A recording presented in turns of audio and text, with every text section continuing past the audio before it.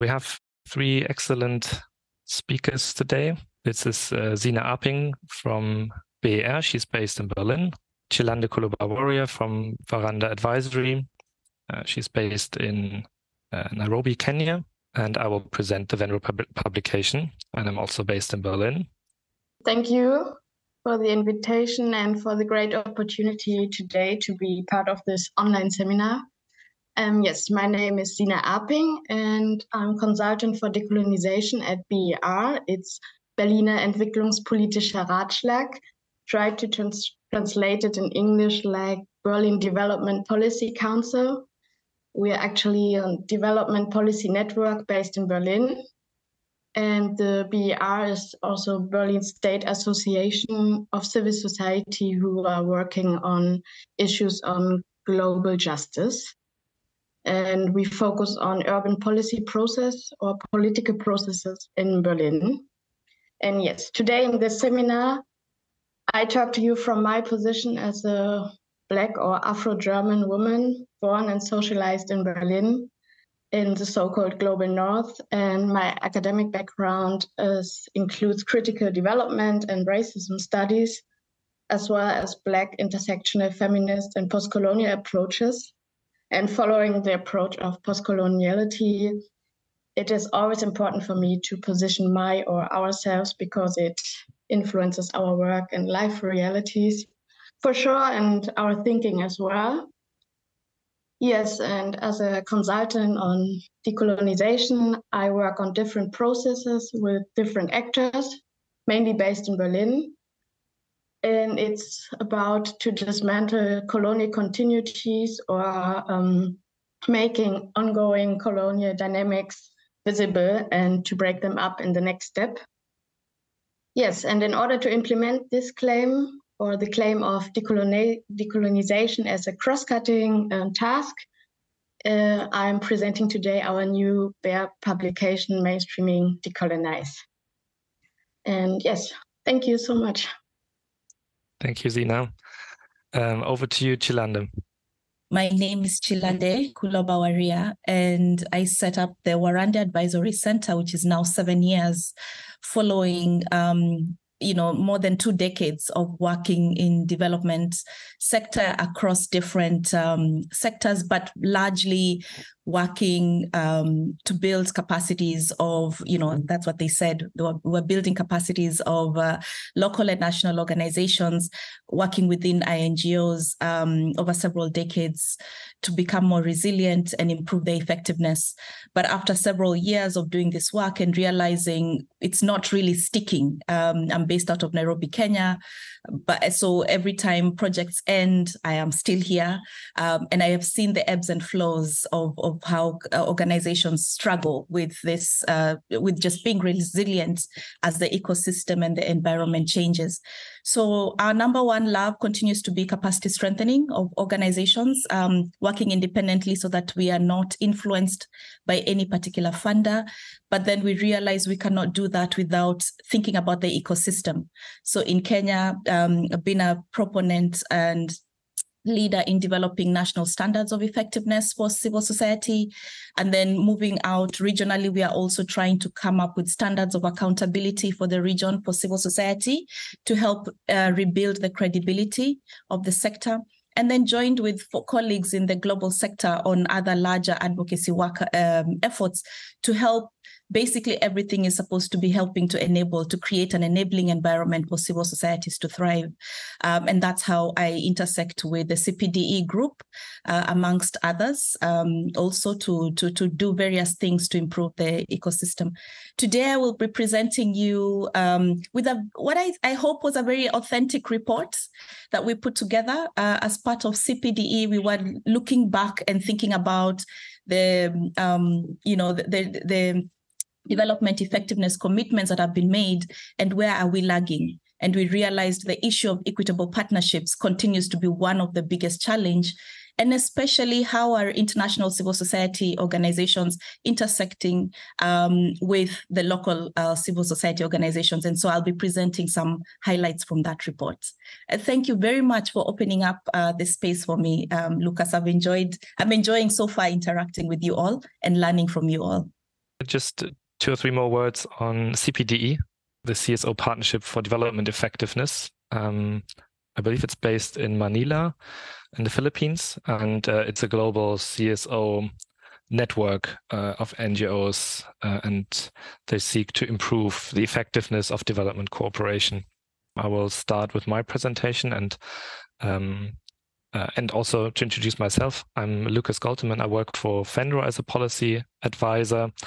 I'm based in Berlin. I'm a political scientist, my academic background, and I've been working for FENRO for 7 years now, and I was in charge of coordinating the report, the Shifting Power report that I will be presenting today.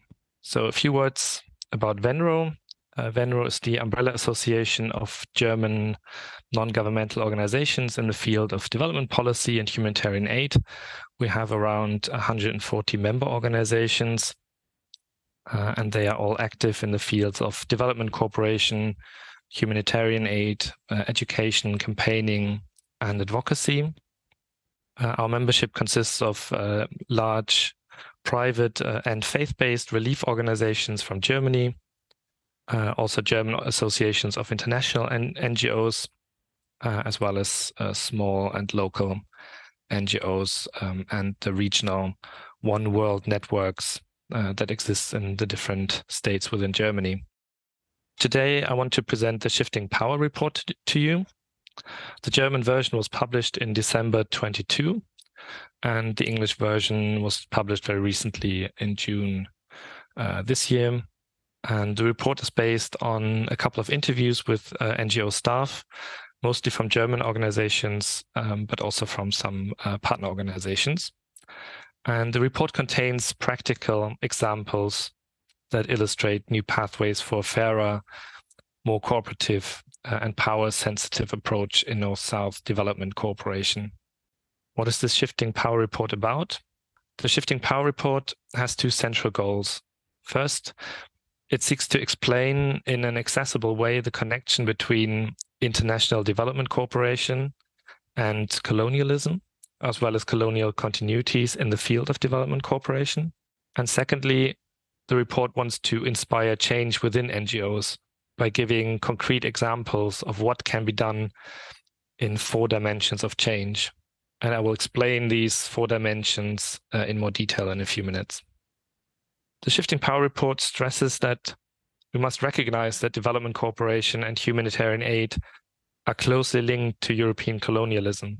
On the one hand, colonial powers tried early on to legitimize their actions by applying the racist argument of bringing development to subjugated countries or guiding them into so-called civilization or modernity. On the other hand, development aid was and is understood as a form of reparation for suffering and injustice incurred through colonization. The example of Germany and Namibia shows that this is still the case today. As a former German colony, Namibia has always received a great deal of official development assistance, which the Federal Ministry for Economic Cooperation and Development, the BMZ, explicitly justified with a special historical responsibility of Germany towards Namibia. And second, colonial continuities are still evident today, not only in individual societies, but in the entire world order. How power and wealth are distributed, who is recognized as a nation, and whose voice is heard within the international community is related to the European colonization of the world since the end of the 15th century. And formally, the era of colonialism came to an end during the second half of the 20th century, and former colonies became sovereign states with a few exceptions.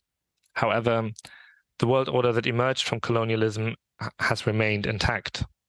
Former colonies are still characterized by structures that are rooted in colonialism, and in former colonial powers, the ways of thinking and strategies that first made the distinction between a developed and an undeveloped part of the world possible are still perpetuated. Racism, as the central justification ideology of slavery and colonialism, still shapes the societies of the former colonial powers today. And third, post-colonialism researchers see the reason for colonial continuities in the absence of adequate decolonization. because the end of foreign rule is only part of this process, which includes not only political, but also legal, economic, social, and cultural dimensions.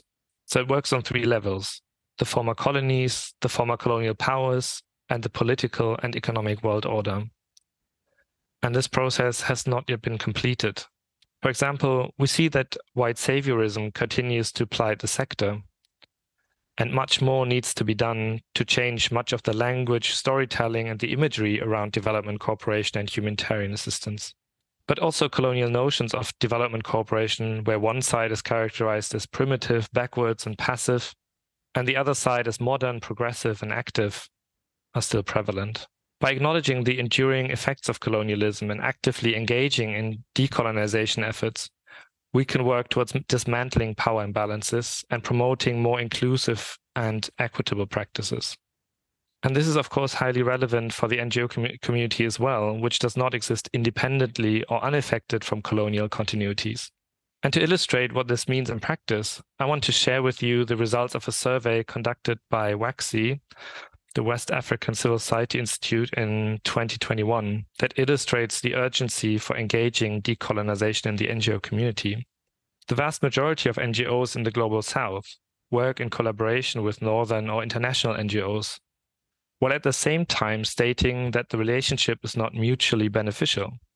Only 65% state that bottom-up approaches are being used. So does this mean that development cooperation is fundamentally problematic? No, says Nana Afantino, the executive director of WACSI. She says development cooperation is not wrong, and you will find the interview with her in the Shifting Power report. On the contrary, it should be pursued further. However, cooperation requires respect and trust, just as in any relationship. Where this does not exist, no real cooperation can succeed. That is why the answer to your question is, it is about the how, the manner of the cooperation. Now, let's get into the Shifting Power report. And as I've said, we've structured our report in 4 dimensions of change. First, partnership and solidarity in project work. So this is all about making projects or programs more equitable in terms of structure and implementation. Second, structural changes within organizations. Here we've portrayed steps that organizations have taken to increase co-decision making. The third dimension is awareness of racism, discrimination, and privileges. And lastly, the fourth dimension is the work within Germany as a decolonial practice. These 4 dimensions of change do not follow any specific order or hierarchy. They're intended to help cluster our efforts or efforts of organizations that they might want to pursue without saying that any of them is more important than the other.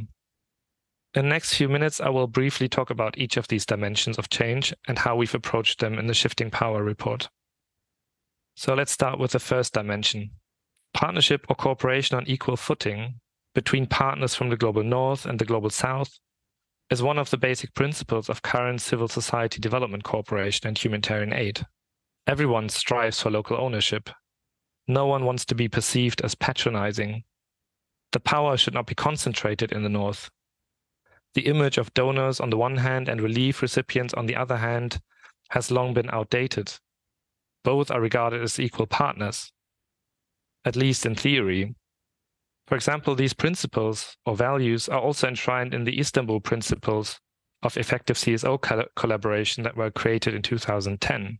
In practice, development cooperation and humanitarian aid are mainly financed by the Global North, and money is power. And overcoming the unequal distribution of power, which accompanies the unequal distribution of money, is a challenge for both sides. Another challenge or obstacle is that most guidelines, systems, and priorities are designed by donors in the Global North, again, also as a legacy of colonialism. This situation has a detrimental effect on trust, partnership, efficiency, and sustainability of operations. And so the question should be asked, how can this be improved? We've heard many times that the power gap caused by financial inequality is one of the greatest obstacles to genuine partnership. An important initial step is to make transparent who has which decision-making power and how this is distributed in the corporation. And of course, to ultimately make the power distribution fairer.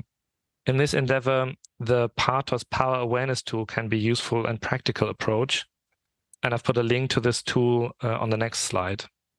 All too often, the definitions of problems and priorities are not inclusive, and knowledge is selectively taken into account. Here, feminist principles can also help to overcome the situation, such as the 3 R's approach of rights, resources, and representations for women and other marginalized groups should be applied as a decolonial practice. And they can also be found in the feminist development strategy of the German Ministry of Economic Cooperation and Development that many of you have probably heard of. An important lever for the desired power shift is sovereignty over the use of the funding that is needed by partners in the South and made available by partners in the North. Some organizations, such as Medica Mondiale, and you will find more about this example in the report, have told us about the instrument of core funding, a non-purpose-bound basic financing that they introduced to reduce power asymmetries with their partner organizations. Another way to counteract a one-sided financial dependence is to establish economic independence in partner organizations. This is an approach taken by the GLS Zukunftsstiftung Entwicklung, and it's also elaborated in our report, and how they're working to ensure that each of its partner organizations has a commercial branch through which they can finance their own activities. And they also told us that they're oftentimes deliberately refraining from using institutional funding, for example, from the BMZ, especially for smaller organizations, as this comes with additional accountability demands and as administrative burdens. We've also heard about the value of supporting South-South peer learning, as well as long-term cooperation as a means to really build trust and partnership. Lastly, some organizations such as Oxfam Germany have told us how they are increasingly trying to support advocacy work as a decolonial practice. For example, Oxfam Germany supports harvesters on tea plantations in the Indian state of Assam and farm workers on wine plantations in 2 South African provinces to advocate individually and collectively for their rights, fair working conditions, and a decent livelihood. At the local level, these are organized in networks and thus improve their negotiating position with respect to the plantation owners. On a national, regional, and international level, Oxfam, together with partner organizations, works through advocacy and lobbying to ensure that labor and human rights are respected and protected by the state.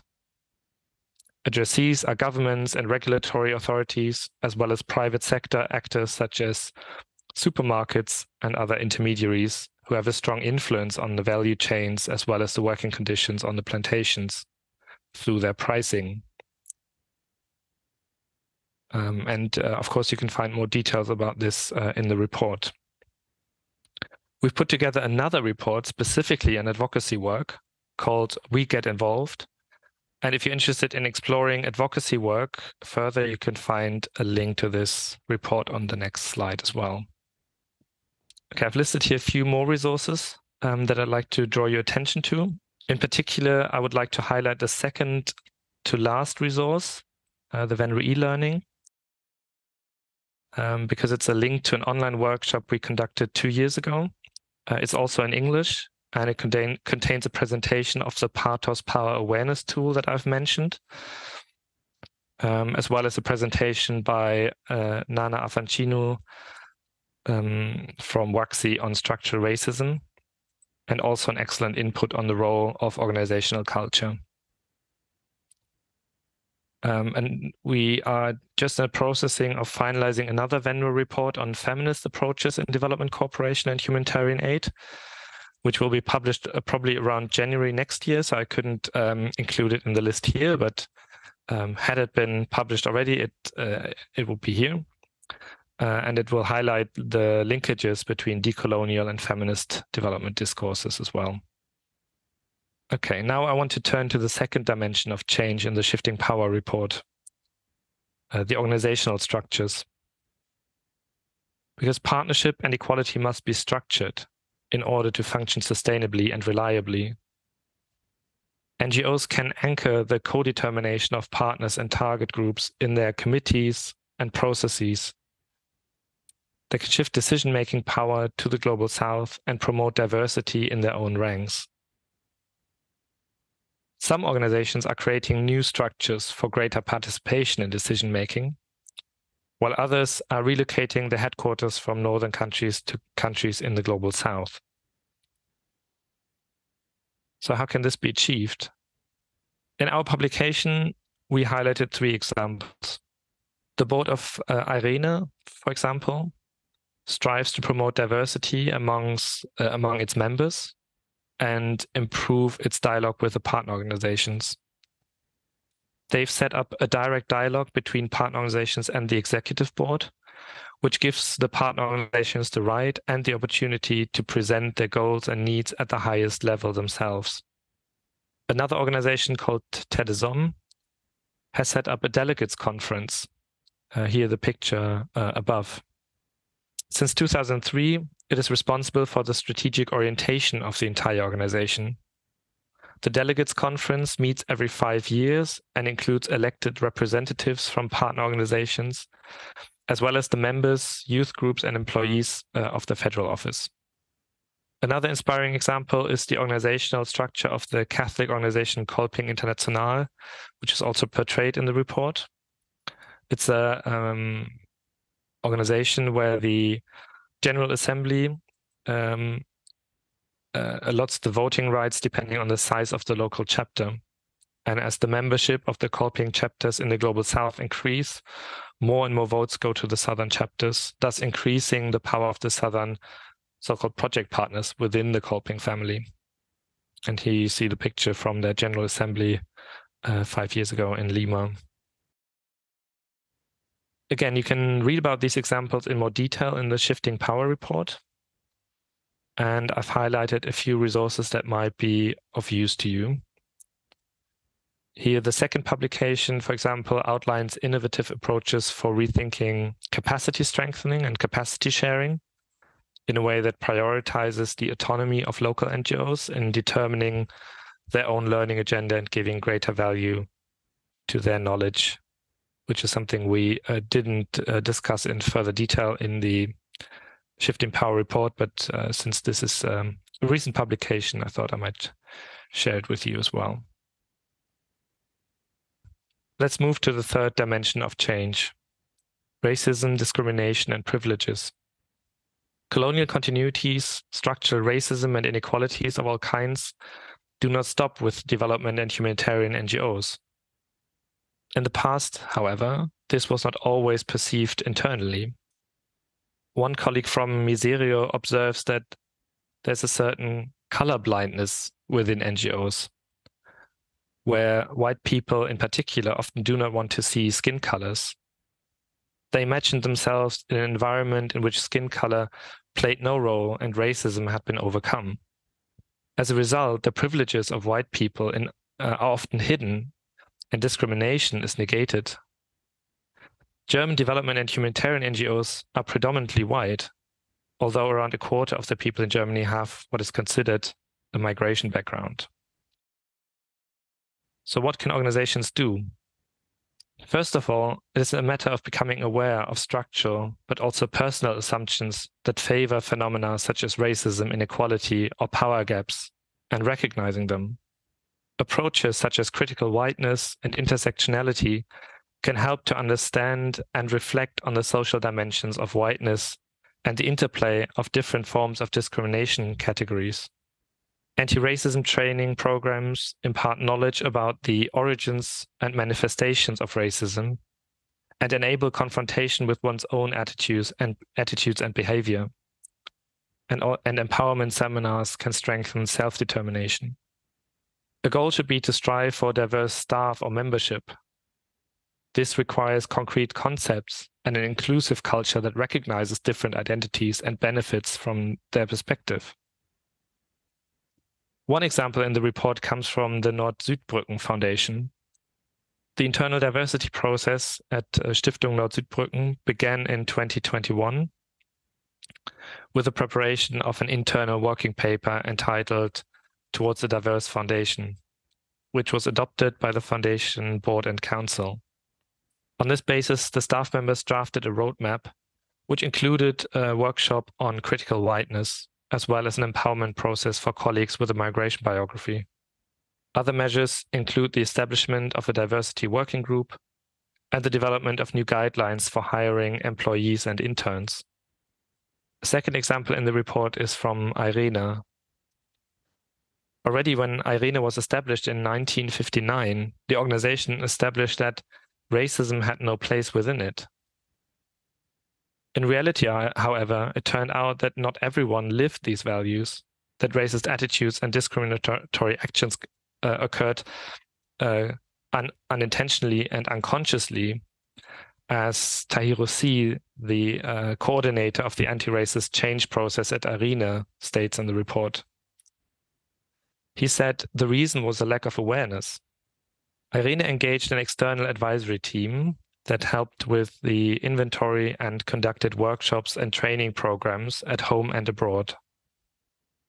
In the end, IRENA established an anti-discrimination and anti-racism team, whose 2 members can be approached confidentially and who organize trainings and workshops.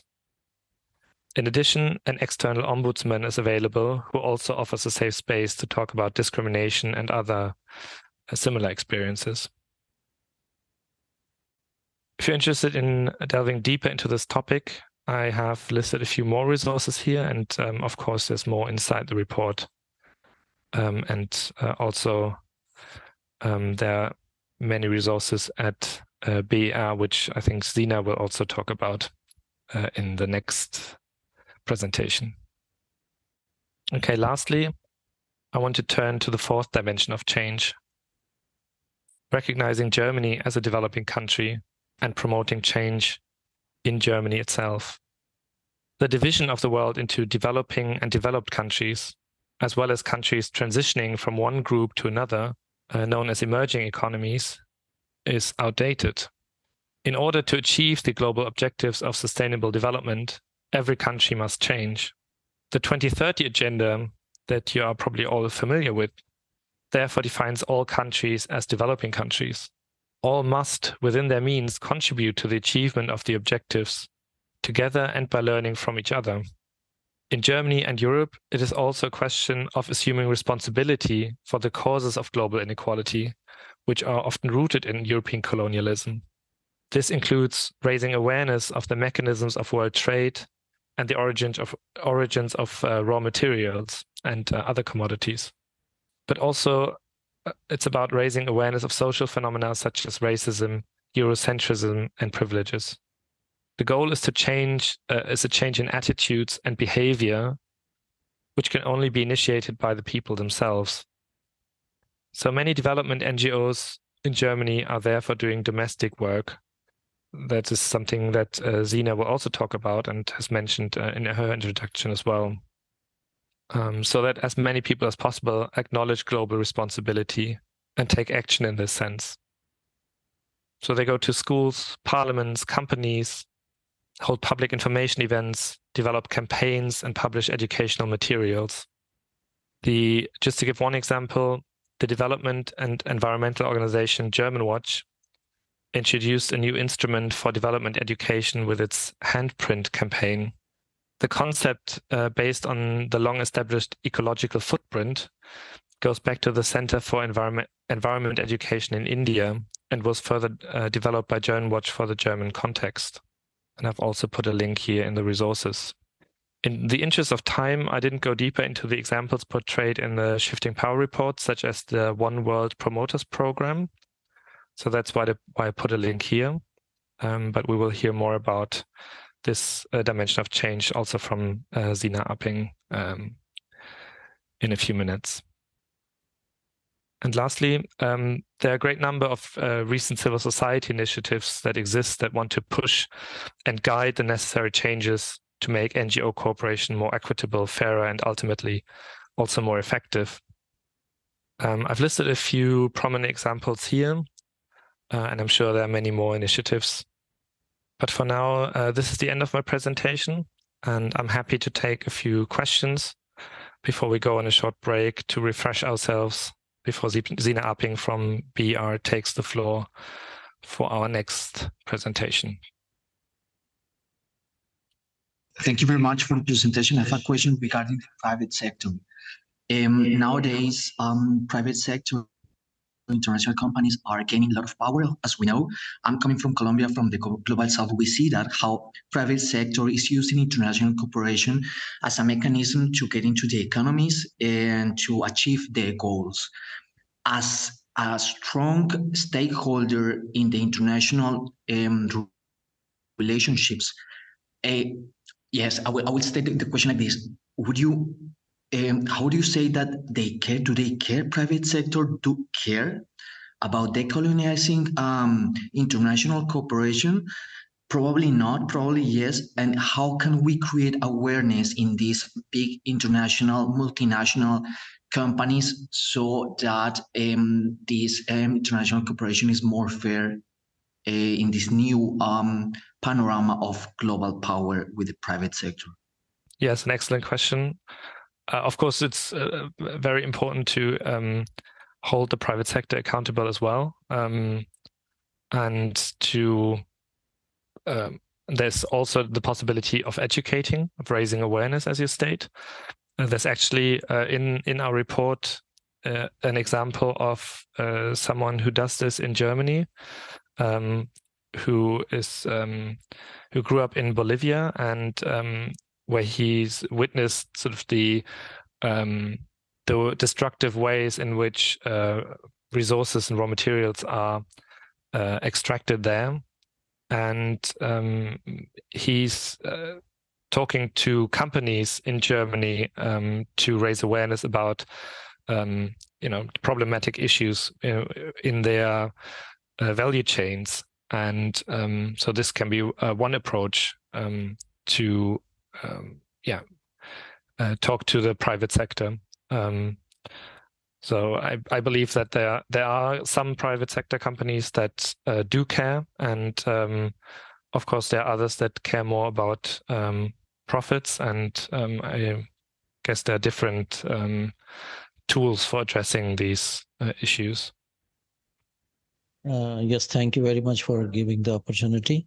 And the multi-actor or multi-stakeholder partnership approach, they are actually facilitating and promoting through the BNC funds is one of the, we can say that the good example to engage the private sector, the public sector, and the civil society actors. So that can be one of the best example we can learn from the experiences of existing maps or MSPs that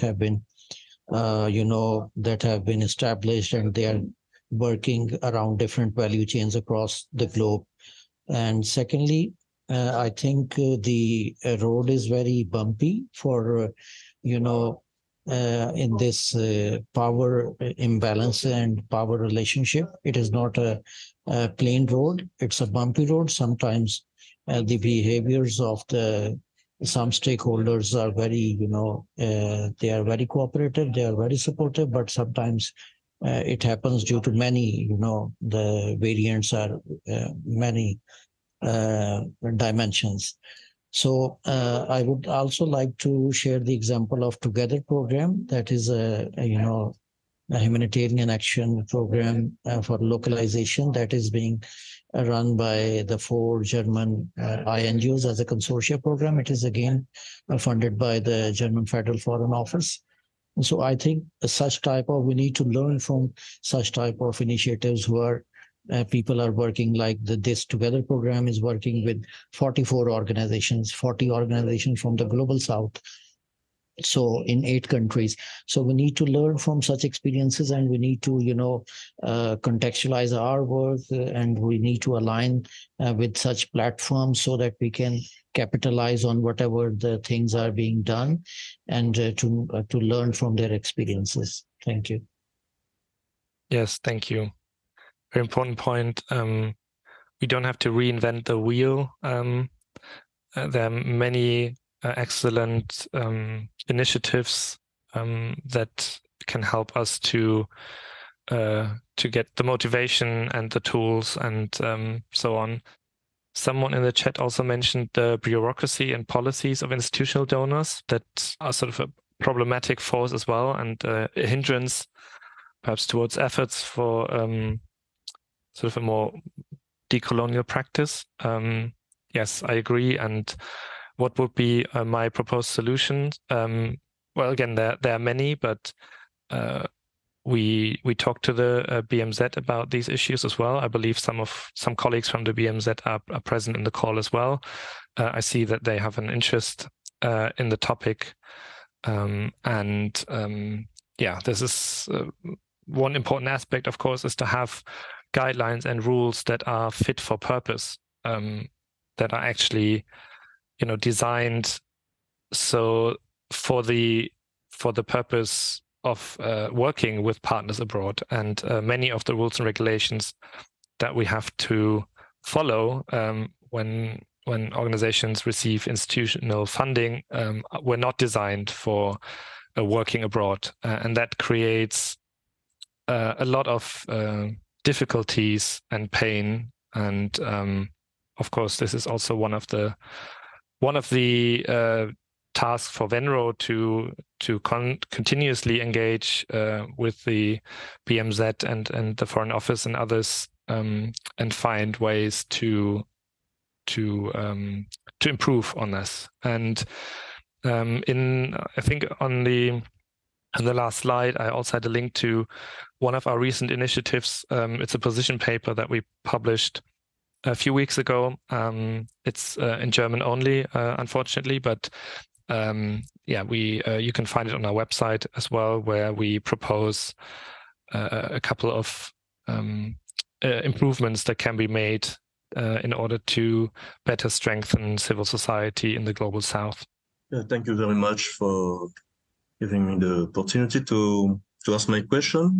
In the 4 dimension of the shifting power, you talk about a lot of things, a lot of possibility to change, but I did not hear about communication.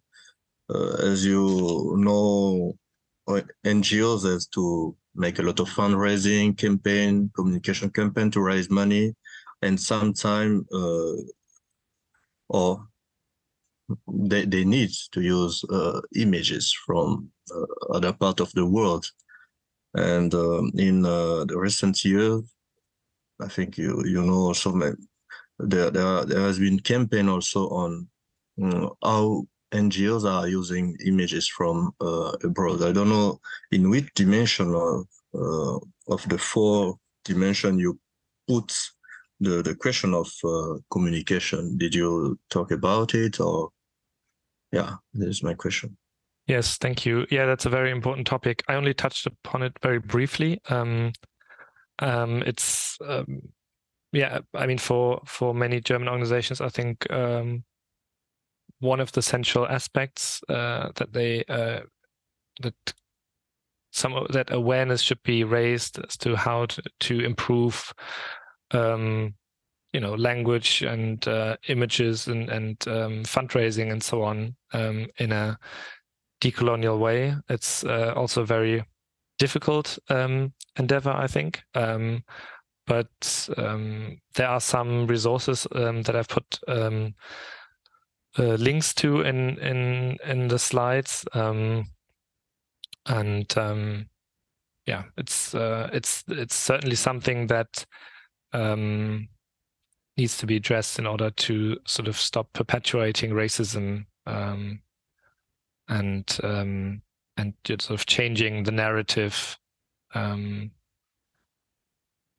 And I would put it in the probably in the 3rd dimension. Perhaps we need to add a 5th dimension as well.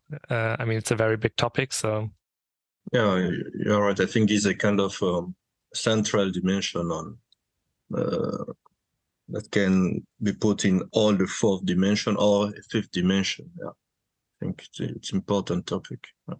I just wanted to say that if, for example, I've realized very often we only talk about racist attitudes, but we tend to forget that sometimes it's the opposite. So it's like this kind of positive discrimination, which is felt, I can say, in my organization, that people tend to have a very kind of paternalistic approach, being over romanticizing this white savior approach. So it's less of this open racism and being disrespectful, but it's the other way around. So treating people like, reducing them to people who are living in poverty and having this very paternalistic approach. So in German, we say bevormundend. I don't know if there's a word in English to which describes that, but this is also for a huge. It's a behavior that I've seen in many different organizations, in German organizations, where people tend to say we are not racist, we are not discriminatory, but they are extremely paternalistic, and this is also a form of racism, so yeah, just wanted to add that. I wonder to which extent international cooperation can really be decolonized if the funding it's either coming from fundraising, which might be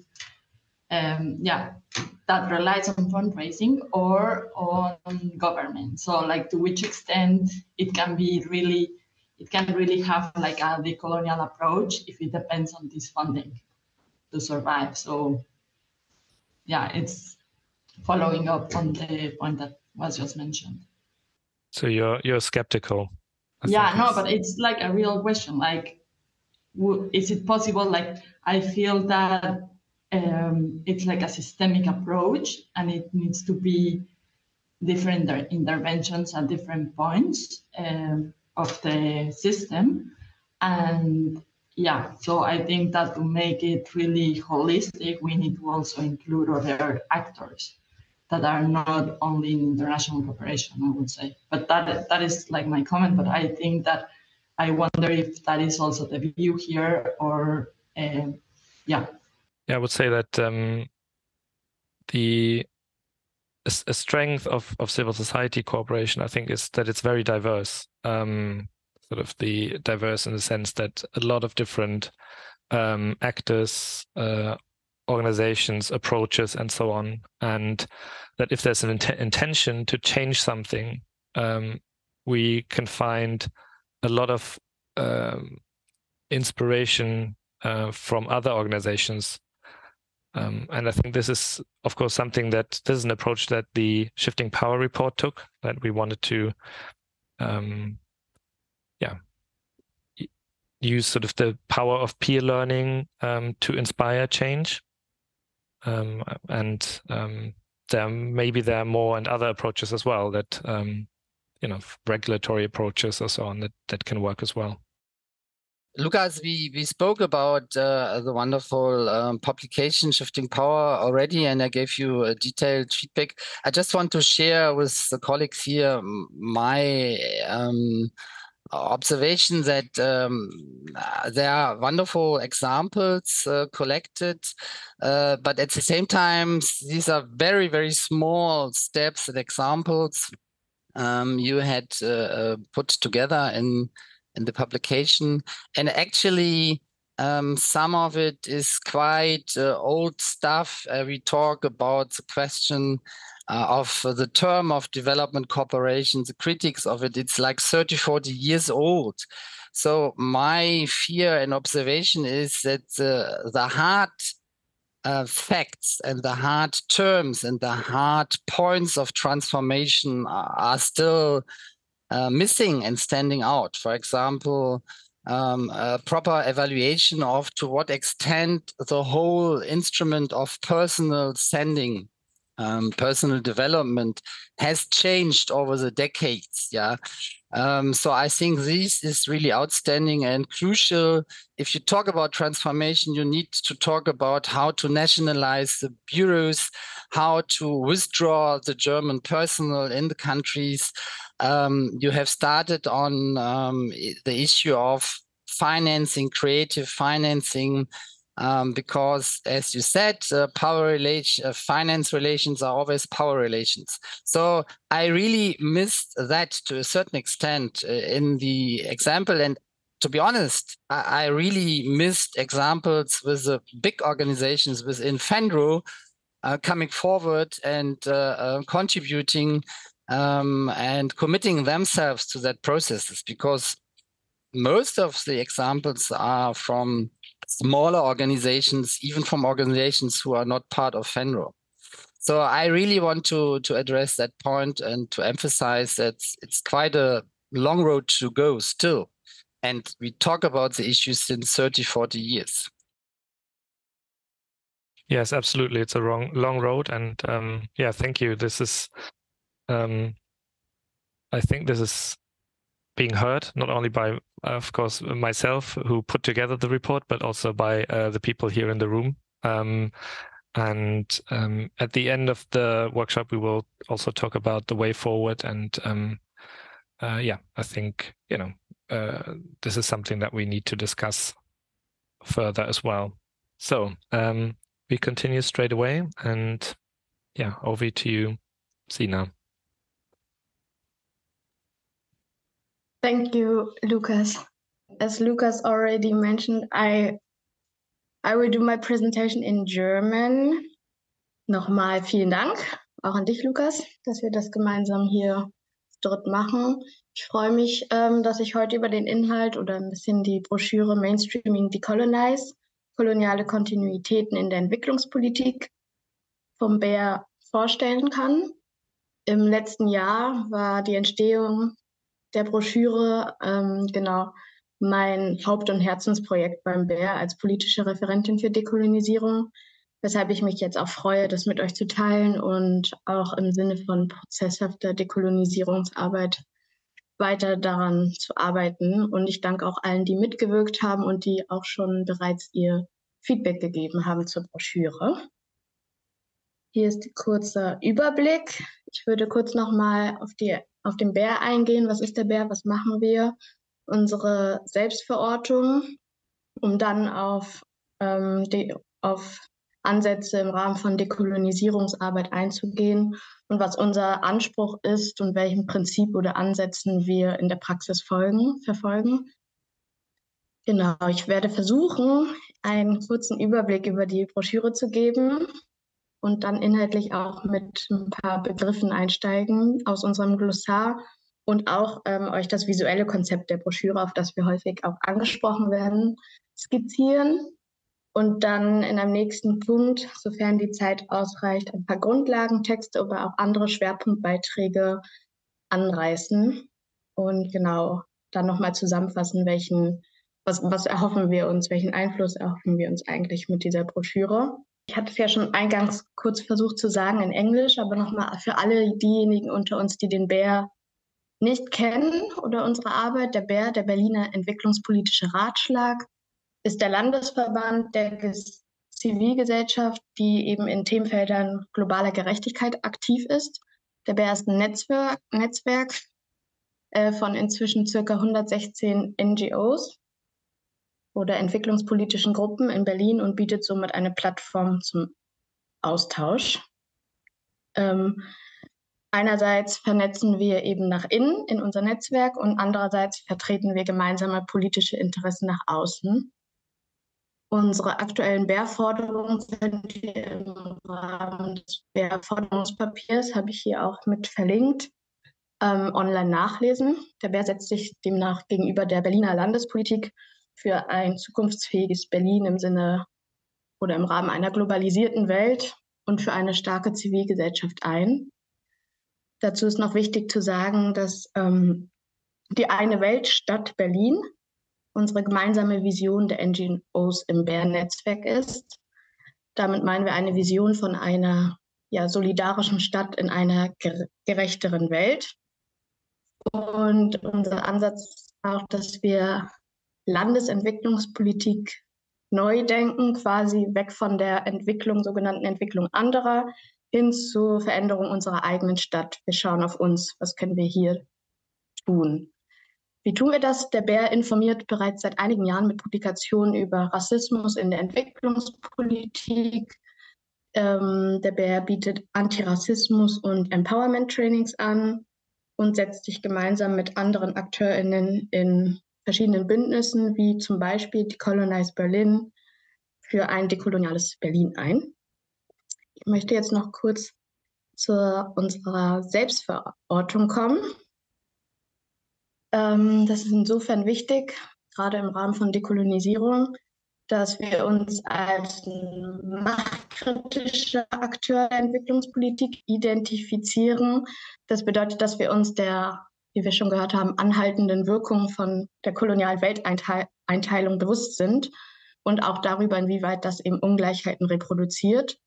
Und obwohl wir versuchen, kritische Reflexion anzuregen, mit Publikationen beispielsweise, gleichzeitig aber selbst Teil dieses kolonial-rassistischen Systems sind und auch davon profitieren. Und genau, trotzdem nutzen wir eben den Begriff der Entwicklungspolitik, um all diejenigen anzusprechen und zu erreichen, die sich darunter verorten. Ergebnis aus der Broschüre ist, dass bereits über viele Jahre hinweg der BER gemeinsam mit Verbündeten aus Schwarzen oder People of Color, Menschen afrikanischer Herkunft, migrantisch-diasporischen Gemeinschaften aktiv in dem Prozess der Dekolonisierung sowohl in unserem Netzwerk, aber auch darüber hinaus in der Stadt Berlin vorantreibt.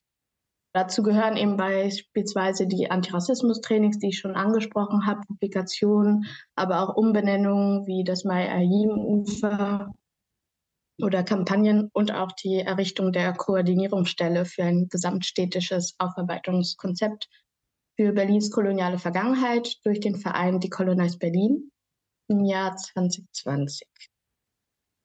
Zu unserem Ansatz oder auch meinem Arbeitsbereich: Dekolonisierung und Postkolonialität sind in unserer Arbeit in zweierlei Hinsicht zentral.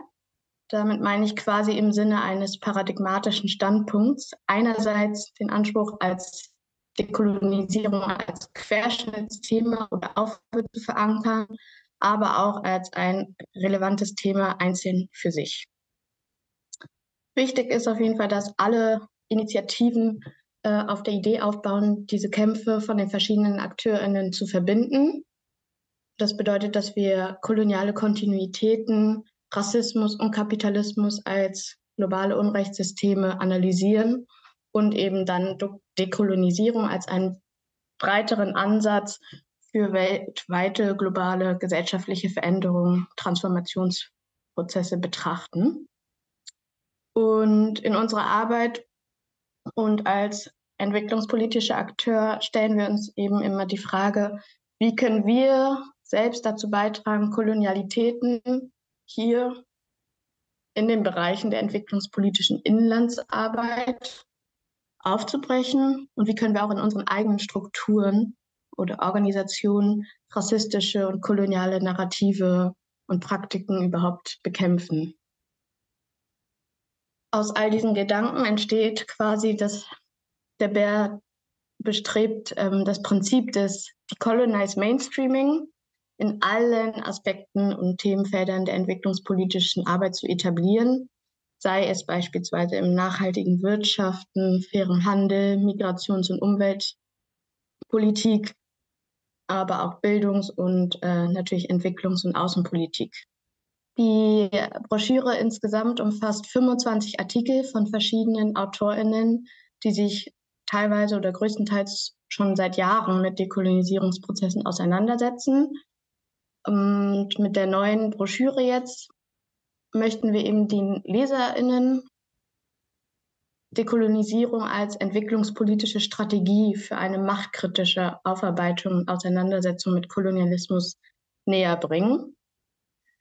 Dazu macht eben die Broschüre koloniale Kontinuitäten in globalen Zusammenhängen, wie ich bereits gesagt habe, zum Beispiel im Wirtschaftssystem, Fragen zu Klimagerechtigkeit oder auch Gesundheitspolitik sichtbar und zeigt zum Teil auch auf, wie wir diese aufbrechen können. Ganz wichtig ist immer, dass Kolonialismus zuallererst als ein umfassendes Unrechtssystem und Verbrechen verstanden werden muss, wenn wir darüber reden. Und als Eine Voraussetzung für die Beiträge in unserer Broschüre war beispielsweise, dass Rassismus- und Kapitalismuskritische Ansätze enthalten sein sollen und auch jeweils die Sichtbarmachung antikolonialer Widerstandskämpfe und Perspektiven. Ich möchte dazu noch sagen, dass es wichtig ist zu verstehen, dass alle Themen oder alle Lebensrealitäten und Beziehungen in unserer vor allem entwicklungspolitischen Arbeit von dieser Kolonialgeschichte geprägt sind und wir eben von unterschiedlichen Wirklichkeiten von, sagen wir mal, sogenannten BIPOC oder nicht weißen Menschen und weißen Menschen sprechen. Und darüber müssen wir eben unsere Wahrnehmung oder Verständnis auch schärfen. Und es ist total wichtig anzuerkennen, dass an diesen Punkten bereits seit Jahren Menschen arbeiten. Und genau, es geht, wie ich schon gesagt habe, um einen Prozess. Und diese Broschüre kann eben einen kleinen Beitrag dazu leisten. Deswegen, das sage ich deshalb, weil ich es total wichtig finde, nochmal hervorzuheben, dass wir uns damit in diese Kämpfe einreihen quasi. Und damit wollen wir erreichen, Dekolonisierung als Querschnittsaufgabe zu verankern. Ich würde gern hier nochmal einen Blick auf das Glossar werfen, indem wir uns auf verschiedene Quellen beziehungsweise bereits existierende Glossare bezogen haben, aber auch einige Begriffe, die wir für uns in unserer Arbeit schon definiert haben. Damit möchte ich gerne einsteigen, weil das als eine Grundlage dienen soll für die Auseinandersetzung und Sichtbarmachung von kolonialen Kontinuitäten. Genau, Kolonialismus ist demnach ein historisch gewachsenes und auch menschengemachtes globales System rassistischer Gewalt und Ausbeutung und Ungleichheit unter europäischer Vorherrschaft. Wichtig ist auf jeden Fall Postkolonialismus auch, und da ist es wichtig, dass das Post nicht das Ende des Kolonialismus beschreibt, sondern eher dessen fortwirkenden Einfluss auf unsere Gegenwart heute. Und das nicht nur in den ehemals Kolonisierten, sondern auch in den Gesellschaften, die kolonisiert haben. Außerdem wichtig noch zu sagen, wir unterscheiden zwischen Dekolonisierung und Dekolonialisierung. Dekolonisierung benennt für uns den Prozess, diese vielfältigen kolonialen Hinterlassenschaften abzubauen. Und genau, Dekolonialisierung beschreibt eher und nach unserem Verständnis den historisch formalen Prozess der sogenannten staatlichen Unabhängigkeit ehemaliger Kolonien und unterscheidet sich deswegen von dem andauernden Prozess der Veränderung. Wir haben gemeinsam mit der Agentur Visual Intelligence gearbeitet für die Gestaltung der Broschüre, und wir haben Kategorien entwickelt und entworfen, weil in den Texten unterschiedliche Begriffe oder bestimmte Begriffe farblich unterstrichen, also kodiert wurden, die dann jeweils eine Grafik der Titelbilder der jeweiligen Beiträge ergeben. Ich werde es gleich noch zeigen. Diese Kategorien sollen ein bisschen Widerstand, Selbstbestimmung, koloniales Verbrechen und Kontinuitäten und Verantwortung repräsentieren. Diese Kategorien wurden dann in einfache grafische Form wurden zugeschrieben, quasi Dreieck, Kreis und Viereck, um dann quasi jeden Artikel diagrammatisch ein Datenbild gestalten zu können und auch dann die Artikel auf eine gewisse Art und Weise miteinander vergleichen zu können. Es ist wichtig zu sagen, es handelt sich um eine von uns mit der Agentur erstellte Auswahl von Begriffen, die sich natürlich erweitern lässt und auch nicht den Anspruch erhebt, objektiv zu sein. Ziel war eben, dass die Markierung von den Begriffen die Broschüre in eine Art Kartografie verwandelt und auch aufzeigt, wie die Themen und die Beiträge miteinander verwoben sind. Inspiriert ist diese Herangehensweise von den Arbeiten des schwarzen Soziologen, Historikers und Datenvisualisierers W.E. Du Bois. Und ich möchte noch hinzufügen, dass manche Begriffe unterstrichen und durchgestrichen sind. Das dient dazu, die LeserInnen zu irritieren. Dabei handelt es sich meist um rassistische oder stereotypisierende oder auch retraumatisierende Begriffe, die wir einerseits nicht weglassen können oder wollten, aber natürlich auch darauf hinweisen wollen, wie problematisch sie sind. Das heißt, im Sinne von Derrida wird der Begriff durchgestrichen, dadurch abgelehnt, aber trotzdem verwendet. Jetzt zeige ich euch den Index. Wie gesagt, wir stellen die Folien zur Verfügung. Findet ihr auch hinten in der Broschüre, einfach nur als Veranschaulichung, Übersicht. Es sind ein paar der Begriffe eingeordnet in diese jeweiligen Kategorien, die sich natürlich erweitern lassen.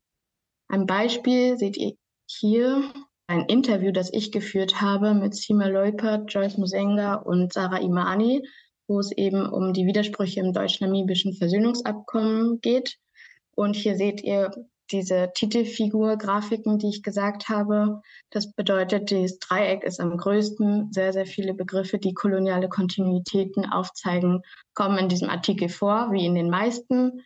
Und auch hier in dem kleinen Ausschnitt, Textausschnitt, Entwicklungszusammenarbeit beispielsweise als ein Begriff, der auch koloniale Kontinuitäten darstellt und den wir natürlich als BER kritisch hinterfragen, aber dennoch natürlich uns entschieden haben, den in der Broschüre zu verwenden. Eine unserer Grundlagentexte oder Grundlagen, Basistexte, der sehr wichtig ist, ist zum Beispiel der von Professor Dr. Maisha Auma. Ich habe hier versucht, immer kleine Ausschnitte der Titelbilder der Beiträge reinzutun, damit man ein bisschen einen Überblick bekommt oder ein Gefühl dafür, wie die Broschüre aufgebaut ist. Denn unsere Broschüre ist leider nicht als PDF online erhältlich, sondern nur im Print. Maisha Auma verfolgt den Ansatz, dass wir eben nochmal einen Schritt zurückgehen sollten und uns erstmal bewusst werden sollen, was überhaupt das bedeutet, beziehungsweise was hinter Kolonialität steckt. Und dass wir dann erst überhaupt an Dekolonisierung denken können. Sie hat beispielsweise mal auf einer Veranstaltung gesagt, dass ihr immer wieder begegnet, ist das schon dekolonisiert oder kann das weg? In dem Artikel setzt sie sich mit, sie nennt es durch Kolonialität geprägte Selbst- und Weltbilder auseinander. Und der Artikel verfolgt eben zwei Zielsetzungen, was sehr interessant ist. Einerseits richtet sie sich an negativ von Kolonialismus und Kolonialität betroffene Personen und Communities, die eben einen besseren Zugang zu Dekolonialität als ein Instrument für eine größere Selbstbestimmung bekommen können, weil es ihrer Meinung nach wichtig ist, zu verstehen, wie Kolonialität unsere Lebensmöglichkeiten einschränkt und auch daraus sich ergibt, wie wir uns dann zusammenschließen können, um einen Umgang damit zu finden und das aufbrechen zu können. Darüber hinaus wendet sie sich an kolonialitätsgeprägte Normen privilegierte Subjekte. Dabei spricht sie von weißzentrisch körperlich positionierten oder westzentrisch geopolitisch positionierten Menschen und Kollektiven. Und für diese Menschen ist es ihrer Meinung nach wichtig zu verstehen, wie Kolonialität als eine unverdiente und unsichtbare Ausrüstung ständig funktioniert. Ein weiterer Grundlagentext ist der von Nina van der Poelje. Ich hoffe, ich habe den Namen richtig ausgesprochen. Sie beschäftigt sich mit Partnerschaften auf Augenhöhe bzw. Dekolonisierung der Entwicklungszusammenarbeit. Und in dem Beitrag geht es darum, dass post- und dekoloniale Theorien oder Ansätze aufzeigen, wie eben diese westlichen Hegemonialansprüche und Eurozentrismen auch im Kultur-, Bildungs- und Verwaltungsbereich fortwirken. Dabei hebt sie hervor, dass diese kritischen Strategien in der Entwicklungszusammenarbeit entwickelt werden sollen, um strukturelle Wurzeln globaler Ungerechtigkeit zu bekämpfen und auch als Selbstbestimmung dienen können. Sie nennt in ihrem Text verschiedene zentrale Punkte, die dieses nochmal vergegenwärtigen, unter anderem auch unseren Anspruch, Dekolonisierung als Querschnittsthema zu verankern, aber auch sie nennt sie die Rechenschaftsmechanismen, Bürokratie, was wir schon gehört haben, und Projektförderung zu dekolonisieren. Einen weiteren Text, über den ich sprechen möchte, den ich auch sehr zentral finde, ist eine Statement-Sammlung von Anke Schwarzer, die mit verschiedenen Personen gesprochen hat, die bereits seit Jahren im Rahmen der Dekolonisierungsarbeit unterwegs sind, darunter auch Nikita Dhawan zum Beispiel. Bin mir sicher, einige von euch kennen sie. Und der Beitrag hält eben fest, dass es im Rahmen von Dekolonisierungsarbeit und auch in der Entwicklungszusammenarbeit bereits vorangeht, dass einiges passiert. Einige Museen überarbeiten ihre Ausstellungen, LehrerInnen hinterfragen Lehrinhalte oder Institute klären über Human Remains auf. Genau. Und auch sogenannte BIPOC-Expertinnen oder Menschen afrikanischer Herkunft in Deutschland oder aus dem globalen Süden tauchen auch immer häufiger an manchen Stellen in öffentlichen Diskursen auf oder sind auch in gewisser Weise an Leitungen im Projekt beteiligt, noch mehr als zuvor. Und auch größere Institutionen der EZ veranstalten gelegentlich Workshops für Mitarbeitende zum Thema Dekolonisierung. Das heißt, es wird wahrgenommen, dass wir nicht mehr drum herum kommen, postkoloniale Projekte zu fördern, die sich zum Beispiel mit Klimawandel, Fluchtursachen und globale Ungleichheiten beschäftigen. Aber was total wichtig ist, auch festzustellen oder zu berücksichtigen, dass dieser Hype mit Vorsicht zu genießen ist, wie verschiedene GesprächspartnerInnen aus dem Beitrag feststellen oder betonen. Denn trotz des Zuwachses wird irgendwie Dekolonisierung als ein Label auch fest konstatiert. Das heißt, dass er auch manchmal als eine Art Buzzword dient und das häufig aber den Beteiligten an Wissen mangelt, an historisch-politischem Wissen, auch zum transatlantischen Versklavungshandel und dem europäischen Kolonialismus. Und auch vor allem, wenn es um Begrifflichkeiten geht, wie beispielsweise Rassismus, Kolonialität, aber auch Vielfalt, Diversity, Allyship oder auch Aneignung. Und daher lassen sich Tendenzen erkennen, dass Dekolonisierung als eine Art Marketingstrategie instrumentalisiert wird, weil die Meinung vorherrscht, man muss jetzt etwas mit Kolonialismus machen, um up-to-date zu sein. Genau, und parallel dazu werden auch Projekte umgesetzt, die koloniale Hinterlassenschaften zum Beispiel verharmlosen oder ignorieren, wo man total aufpassen muss. Außerdem wird auch darüber gesprochen, dass neben dieser Fake-Dekolonisierung, wie sie es nennen, eine Art Wettbewerb entsteht, wer jetzt zuerst oder am besten ein Dekolonisierungsprojekt betreibt. Und dass dabei eben übersehen wird, dass die Arbeit von antikolonialen WiderstandskämpferInnen oder kritischen WissenschaftlerInnen unsichtbar gemacht wird. Und genau diese Menschen womöglich ein weiteres Mal dadurch vom Zugang zu materiellen, politischen und symbolischen Ressourcen ausgeschlossen oder als sogenannte Token missbraucht werden. Und diese Überheblichkeit, wie Sie sagen in dem Text, sowie die Reproduktion kolonial-rassistischer Bilder vernachlässigen diese Expertisen und sind eben ein Ausdruck von kolonialen Kontinuitäten in dem Diskurs an sich. Und problematisch ist es, dass dies dem Selbsterhalt der kritisierten, vermeintlich weißen Institutionen dient, die viel machen, aber dann teilweise substanziell wenig verändern und genau bereits privilegierten Zugang zu Ressourcen für gewisse Menschen dadurch absichern.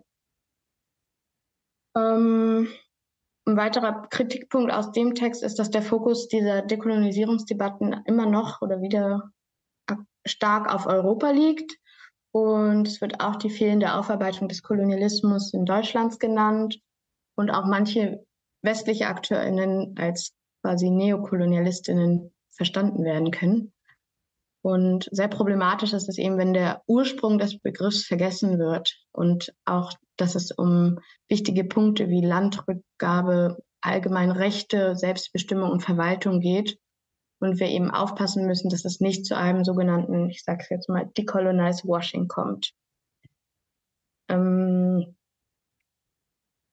Ich finde den Beitrag total interessant und gut, weil er eben diese verschiedenen Perspektiven von Menschen aus verschiedenen Bereichen versucht hat zu sammeln und auch nochmal verdeutlicht, was vielleicht Gefahren sind, die gerade sich in dem Hype um Dekolonisierung ergeben können. Hier habe ich nochmal ein paar Texte zusammengelistet. Aufgrund der hohen Nachfrage haben wir uns dazu entschieden, ein paar beispielhafte Texte als PDFs online zu stellen aus der Broschüre. Und als ein Grundlagentext oder einführender Text ist beispielsweise auch der von Maria Domar Castro Varela und Karim Feridoni, Rassismuskritik hegemonial. Und auch der Text von Mauricio zu den 4 Säulen der Dekolonisierung. Und auch nochmal ein Gespräch zwischen Josephine Apraco und Sintujan über die Begriffe an sich Dekolonisierung und Entkolonisierung. Als letzten haben wir auch noch den Kampf um Territorien. Das ist auch ein Gespräch, was Bianca Miranda geführt hat mit 2 Frauen aus Abiyala. Den haben wir auch noch online gestellt. Einen weiteren Beitrag, den ich hier nochmal ansprechen möchte, ist der von Serge Palazzi. Er ist auch ein Fachpromotor. Er befasst sich mit den SDGs. Der Text ist insofern relevant, da das Problem mit den SDGs nach ihm in ihrer Unfähigkeit liegt, sich überhaupt aus dieser Dilemmalogik des Westens zu befreien. Er sagt, dass die SDGs die Bedeutung kolonialer Umverteilungsprozesse für die heutige globale Lage oder Schieflage, nennt er es, gar nicht erkennen und nicht darauf eingehen. Das heißt, sie blenden den Kolonialismus als Wurzel globaler Ungerechtigkeit aus. Zusammengefasst, der Abbau kolonialer Kontinuitäten ist keine formulierte Zieldimension in den SDGs. Und dabei bauen ja Wachstumslogik und kapitalistische Ausbeutung von Menschen auf Praktiken im Kolonialismus auf, weshalb er die Erreichung der SDGs grundsätzlich hinterfragen würde. Und der Artikel verdeutlicht auch nochmal die Überschneidung quasi von Themenbereichen wie Fragen zu Klimagerechtigkeit, aber auch Wirtschaft und kolonialen Kontinuitäten. Ein weiterer Themenbereich aus der Broschüre umfasst feministische Aspekte oder Texte, die sich mit feministischen Aspekten in Dekolonisierungsprozessen beschäftigen. Hier möchte ich auf den Text von Dolly Afumba eingehen, Afrofeminismus. In dem Text geht es um die Kolonialität des westlichen Feminismus. Die Kritik daran besteht, dass der westliche oder weiße Feminismus den Anspruch erhebt, sich auf alle Frauen zu beziehen, aber die Anliegen und Probleme vieler schwarzer bzw. BIPOC-Frauen ausblendet und somit Rassismus und auch die relevante Kolonialgeschichte ignoriert. Und dadurch ergibt sich eben das Argument, dass der universalistische weiße Anspruch vom Feminismus kolonialrassistische Machtstrukturen reproduziert und es eine Notwendigkeit der Dekolonisierung des weißen Feminismus bedarf. Afrofeminismus sieht die Autoren dadurch als Chance, Rassismus und Kolonialismus in den Fokus der Analyse mit reinzunehmen und intersektionale Diskriminierung zu bekämpfen beziehungsweise eine ganzheitliche Gleichstellung überhaupt zu fördern. Ein weiterer Text, über den ich mich auch sehr gefreut habe, der bereits woanders veröffentlicht wurde, das muss ich dazu sagen, der ist von Radwa Khaled Ibrahim und Caroline Schäfer von Medico International, die auch ein BER-Mitglied sind. Und da geht es auch um die Kritik, dass grundlegende Strukturen unverändert bleiben, obwohl oder trotz feministischer Ausrichtung und trotz liberalen Gleichstellungsansatz oder des Empowerment-Paradigma und Gender Mainstreaming. Es geht darum, Forderungen einer umfassenden feministischen Entwicklungszusammenarbeit, die eben über Gender Mainstreaming hinausgeht und intersektional gedacht werden muss. Es geht nicht darum, nur Geschlechtergerechtigkeit zu fokussieren, sondern auch die Veränderung globaler Machtstrukturen des Kapitalismus und auch Kolonialismus zu berücksichtigen, was auch der Anspruch vom BER bzw. von den anderen Texten deutlich macht. Sie kritisieren die Idee der globalen Schwesterlichkeit, die eben, wie wir bereits schon vorher gehört haben, die Differenzen zwischen Frauen ignoriert und es geht um die Notwendigkeit einer feministischen und dekolonialen Perspektive, diese Machtstrukturen, Wissensproduktion, aber auch ökonomische Ausbeutung und auch Modernitäts- bzw. Entwicklungsbegriff zu hinterfragen. Und sie rufen auch auf zu einer radikaleren internationalen Zusammenarbeit, die Ungleichheit bekämpft und ja, dann rassistische und neokoloniale Strukturen aufbricht. Ein weiterer Text, der sich auch in diesen Schwerpunkt einordnen lässt, über den ich mich sehr gefreut habe, oder eines meiner persönlichen Highlights ist das Interview, das ich mit Nathalie Hahn vom Korea-Verband geführt habe. In dem Interview geht es, oder in ihrer Arbeit vom Korea-Verband geht es um die Friedensstatue und die Trostfrauenbewegung. Der Beitrag vereint quasi antikolonialen Widerstand und feministische Kämpfe. Kurz zum Hintergrund: Die Initiative der Trostfrauen klärt darüber auf, dass das japanische Militär während des Asien-Pazifik-Kriegs, sie sagt, mindestens 200.000 Mädchen und junge Frauen sexuell versklavte. Und einige dieser Frauen, die sogenannten Trostfrauen, haben ihr Schweigen gebrochen.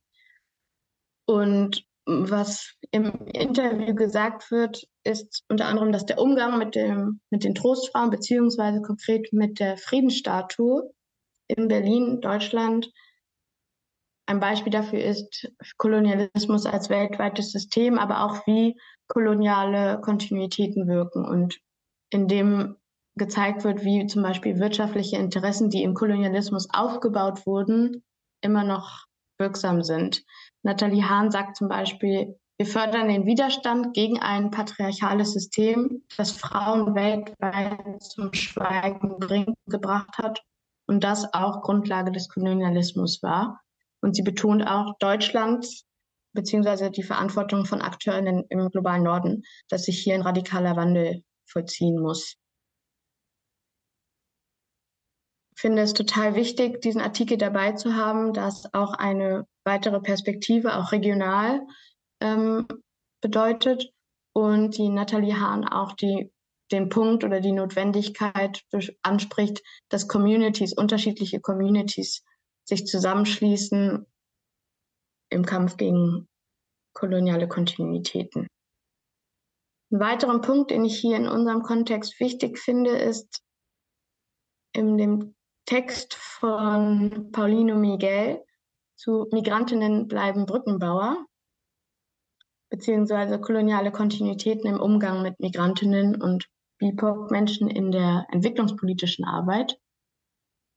Er sagt, dass die Rolle von Migrantinnen in der deutschen Gesellschaft aufgewertet wird und mehr Beachtung findet, aber sie halt als Brückenbauer gesehen werden. Er kritisiert, dass diese Brücke meist in Richtung globalen Süden verläuft, aber er sagt, die Brücke sollte in beide Richtungen benutzbar sein, auch in Richtung globalen Norden. Und er spricht auch die Verweigerung der Wertschätzung und Wahrnehmung von Migrantinnen und Geflüchteten an, die sich in Deutschland entwicklungspolitisch engagieren.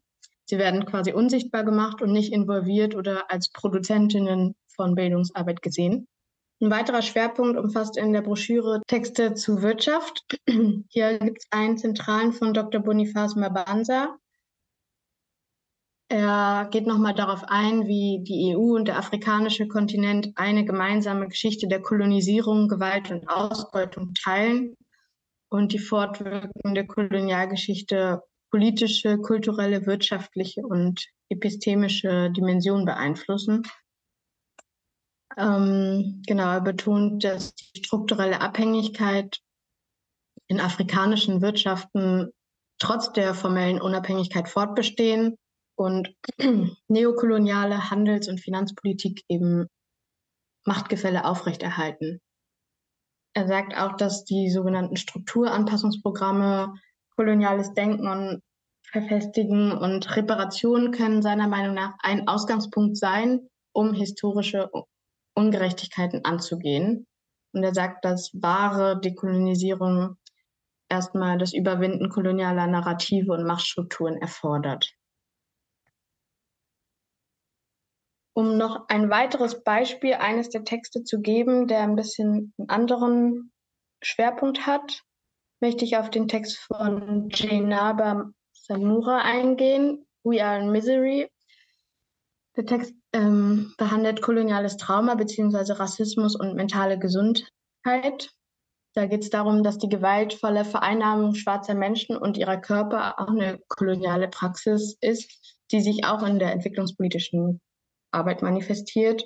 Kolonialrassistische Narrative und kapitalistische Ausbeutung formen demnach das Ungleichheitssystem. Und diese Kontinuität spiegelt sich in Form von kolonialen Traumata wider, die eben Auswirkungen auf die mentale Gesundheit von in diesem Kontext schwarzen Menschen haben. Und ich finde es total wichtig, weil Folgen von von Traumata in gewissen Kreisen schon diskutiert werden. Ich denke aber vor allem für auch nicht weiße Menschen ist es wichtig, dass das auch ernst genommen oder anerkannt wird. Und ich bin froh, dass der Text dabei ist und auch noch diese Perspektive mit reinbringt.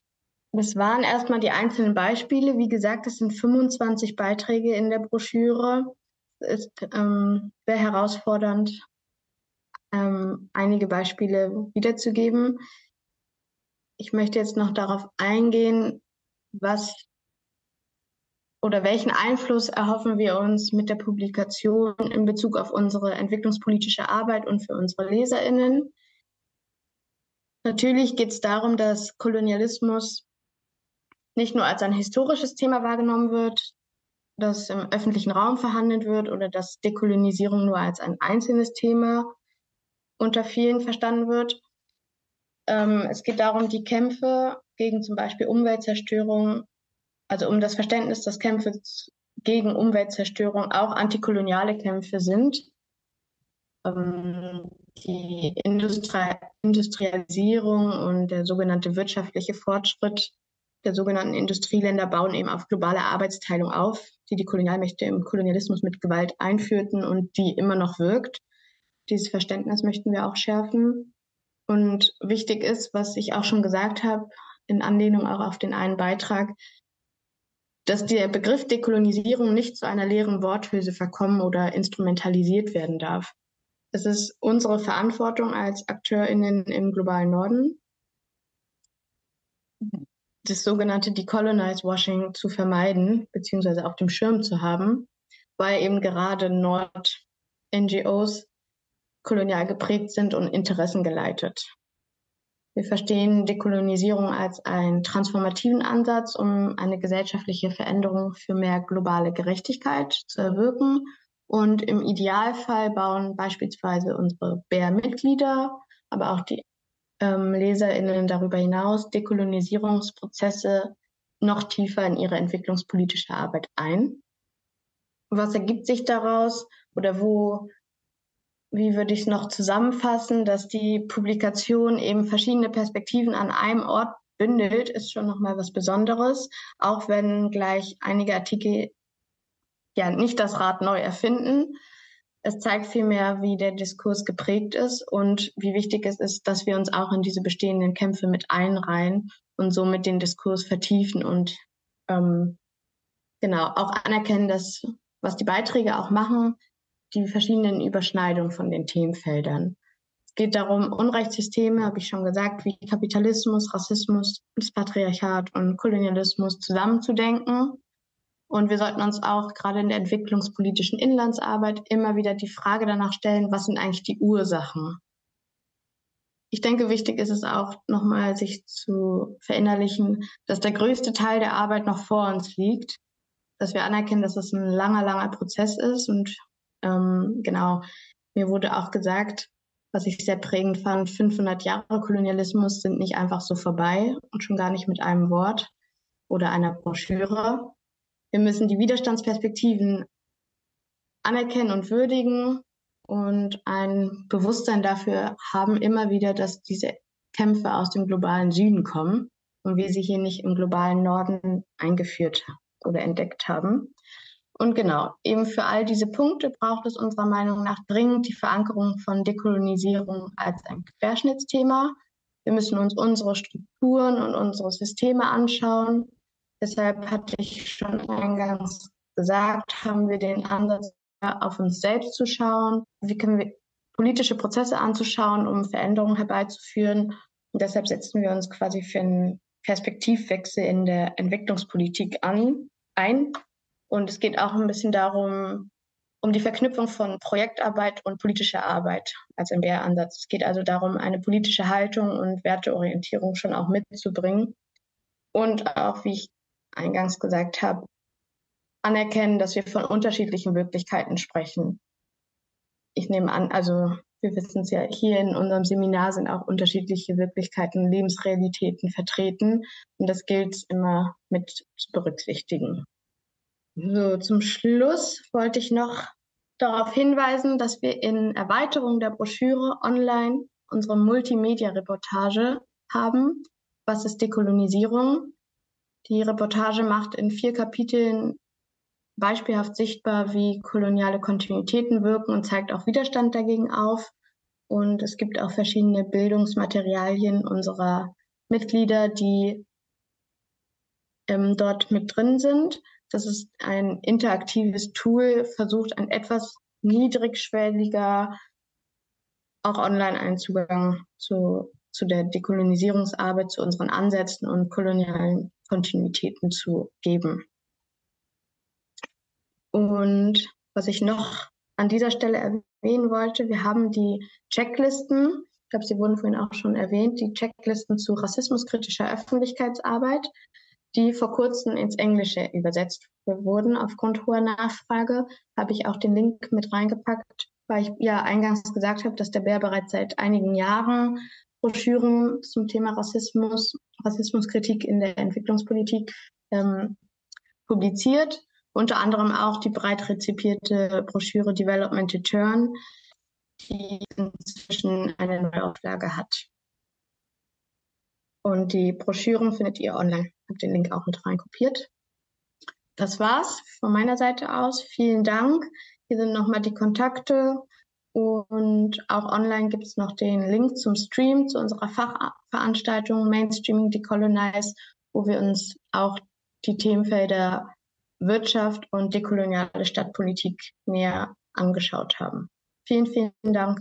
Yeah, thank you very much, Sina. And yeah, thank you for the presentation and also for all the work that you put into this very comprehensive publication over the past 1 or 2 years. The publication, it needs to be ordered in print, right? Yes. Yes. And how much does it cost? It's about 12 euros. 12 euros, yes. Thank you very much, first of all, for your presentation. I think it's a really important point you highlighted out, and I want to just underline it again. From my experience, I made this point of that decolonization and all the other words, racism whatsoever, does not getting empty words or buzzwords or something like this, because from my experiences in the field with other people, going out as Entwicklungshelfer, formerly known, or people like this, so they don't have a big background in this kind of topic. They are not interested. They just go out because they like it. And there, I think a lot of harm is done because they have no clue. And they send pictures out at home and stuff like this. And then they have presentations back home. They make interviews for articles. And they think they know about decolonization, but they have no clue at all. And I think this is a big harm we are doing there, sending these people out. And as well, people working in that area in Germany, I'm meeting, and myself as well. I'm not an expert in that topic. I'm just starting to get an idea of it. And I think it's important to not forget about the very basics of it. Because now we have all these words. It's nice. We have to use them. We might know what it means. We might don't know, but actually the basis of it all, why we are racist as we are, maybe because of our background, of our culture, of how we grow up, how we perceive all the media and stuff like this. This sometimes maybe is then forgotten, and the discussion is more on a too higher level to get everybody on board. I hope I could make my message clear. So thank you very much for especially pointing out that one. Right, thank you. Thanks a lot for this great like impulses that you all mentioned in your presentation, Sina. And I was just wondering about the same issue, like if BER is offering some kind of like trainings or workshops, for example, to organizations that send out young people or people from like various sectors also to do voluntary work, but also other people who are working in international cooperation. Is there anything like that in like maybe planned to in the future to especially talk about like this the dangers of like having the phrasing as like an empty one? Yeah, thank you. I think, as I mentioned, we are offering trainings on anti-racism, but we are focusing what did you say, Lucas? The domestic work, the work within Berlin or Germany, and not the international level.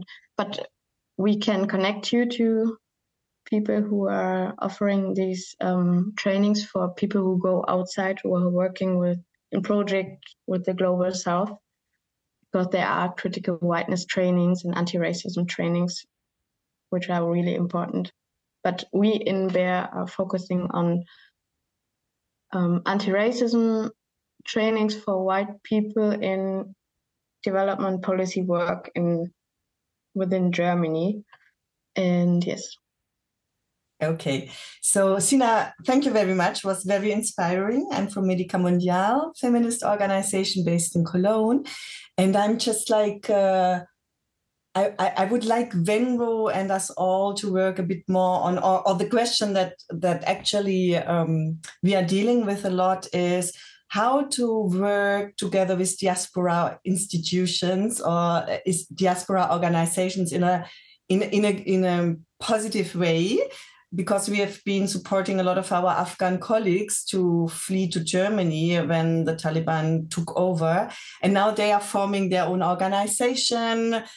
And we are supporting them. And I think it's a really critical moment for us to reflect, like when we are invited in the Foreign Office, for example, do we speak? Do we take them? Do we offer them the place? But then we as an organization are vanishing, like all this. I think it's a really interesting moment for us to think how to be really critical. Do we really have to speak on behalf? No, but how can we deal with it in a positive manner?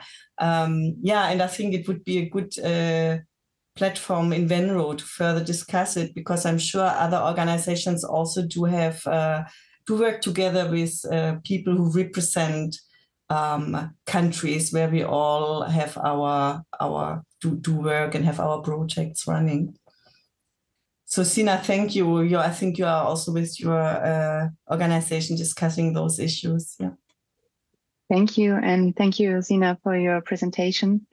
I'm working for the Forum Civil Peace Service for the Department Academy of Conflict Transformation, and we conduct trainings on decolonized peace work for a few years, and we really try to teach people who will go out or who work in projects already to be more sensible in regard of racism and decolonized power structures. But we have to admit that the interest is high, but the participants, we have very few participants. So we have the message from so many organizations say, oh, it's important, do it, it's good. But nobody sends their people to us. So I think it's really a buzzword at the moment in some organizations. So it's important, yes, but we don't have the time to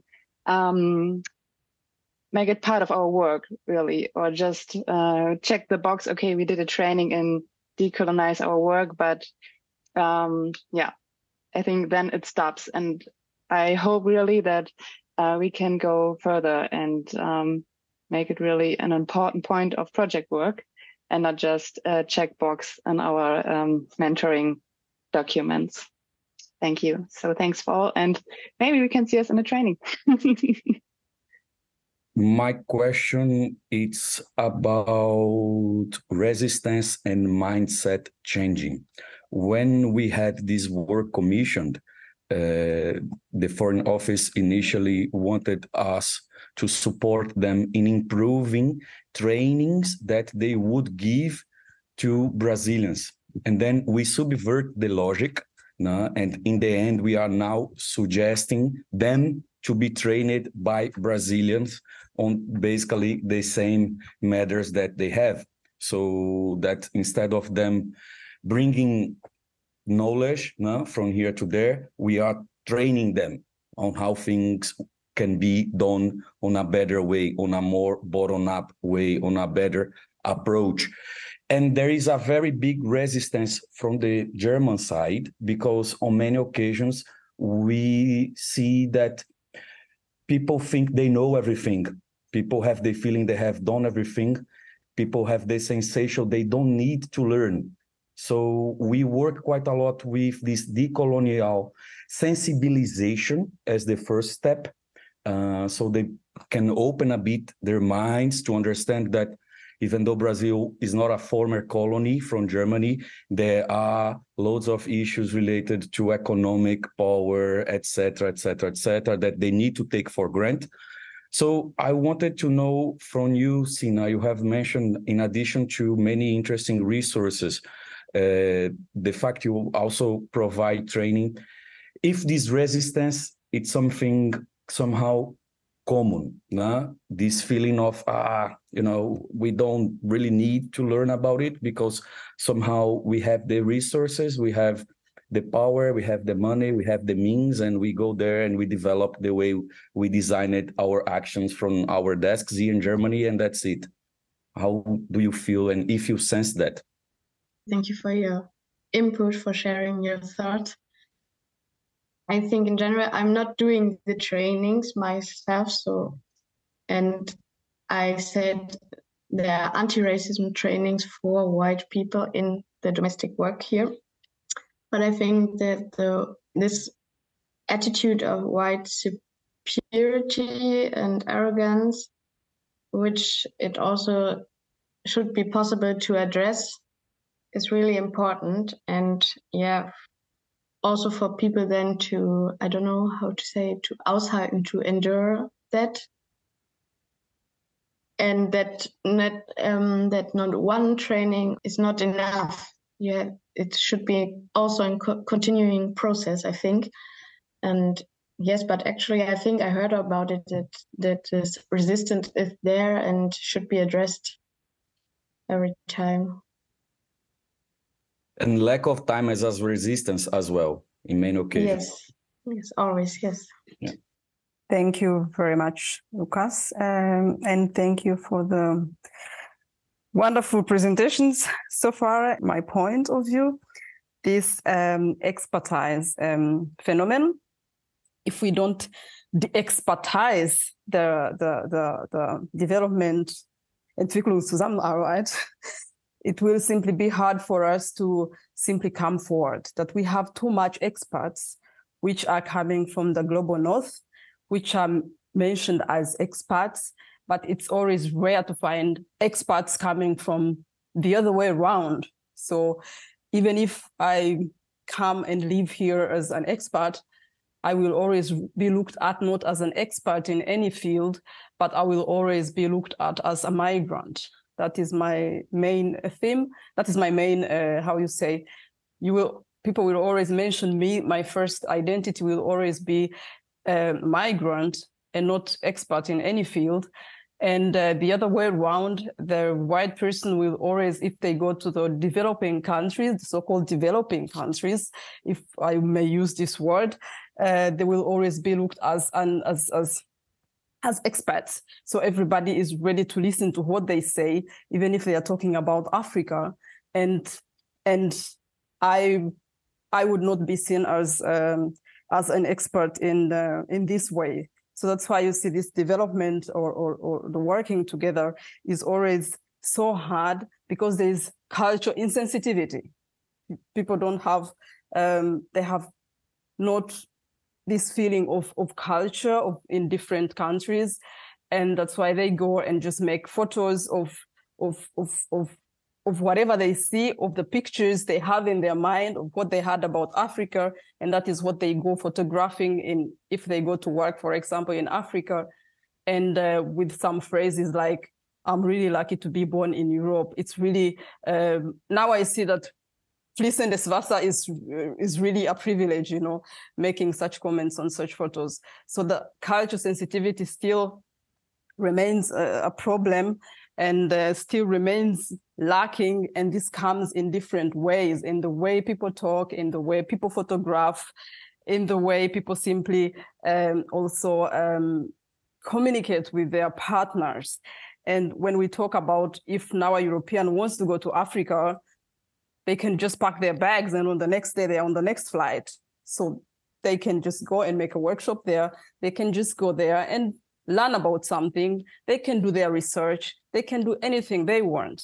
If I wanted to do the other way around, that I pack my bags tomorrow and I go to Europe to do my research, to do any project, to do any, it's almost like impossible. I have to plan that like 2 years in advance to get a visa to come to Europe to do what I want. So there's this, it remains simply this unseen imbalance of opportunities as well, that there are no opportunities are not the other, they are just one way. It's just Einbahnstraße, only going the other way. And we cannot be experts in the other direction. I studied European studies, and everybody asks me, why did I study European studies? I should study African studies. And my colleague studied African studies, and nobody asks my colleague, my German friend who is studying African studies. And why? And my answer is always, why do people want to be experts on African studies, on African matters? And the other way around should be always looked at, why are you doing that? So these are, I think, are all small power balance imbalances, which are always disturbing, or which disturb don't bring our working together forward. And these are things we can look at. I liked you are saying that you are training people on the environmental issues and not the other way around, because it's always thought about that the other way around is the expert side, and the other way around is just should be taught the other way around. And I'm grateful that I could be here and hear all these inputs, and it's really encouraging that we are on the right path. Thank you. So there's a question: don't you think the manner in which the discussion is framed as in we and them is colonial and creates a certain power dynamic, othering? How can we frame the discussion in a decolonial and power-sensitive way? Yes, I absolutely agree. And based on my, academic background, I always notice othering processes in some places. And this we and the others are always there, especially in the development sector, I think. And I often try to address it and also to name it like as othering processes we are talking about, and that they are reproducing certain power dynamics. Yes, but I think I tried in my presentation to make it clear, to point it out that this is othering processes. But I think it's really challenging to frame the discussion in a decolonial and power sensitive way when we're talking about power imbalance between global north and south. We are always reproducing in our language these asymmetries, and in one way, I think it's the problem.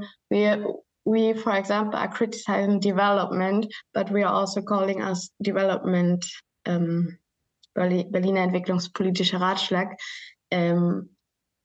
It's really challenging, and I totally agree, and I'm really happy that you mentioned this. Okay, thank you. Thank you, Zina, for the presentation and all the work that you're doing at BR, and thank you everyone for your contributions and the discussion. We come to our third and last presentation for today. Chilande Kolobawaria will present this publication here. Well, you can't see it, but it has the title is, I have to read it, it's quite long. Implications of the Istanbul Principles and the DAC CSO recommendation on enabling civil society for ICSOs. International Civil Society Organizations Development Effectiveness, Reflections on Progress in Equitable Partnerships, Solidarity and Accountability. And yes, I'm very glad and excited that you're here, Chilande. You're one of the authors of this paper. And yeah, we look forward to your presentation. Thank you for inviting me into this home.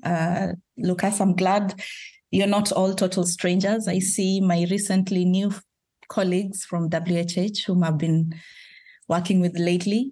I was once called to work with a board in the US to help them with decolonizing their structures as they try to figure out how they can work better with local organizations, the local organization that they are funding in Kenya.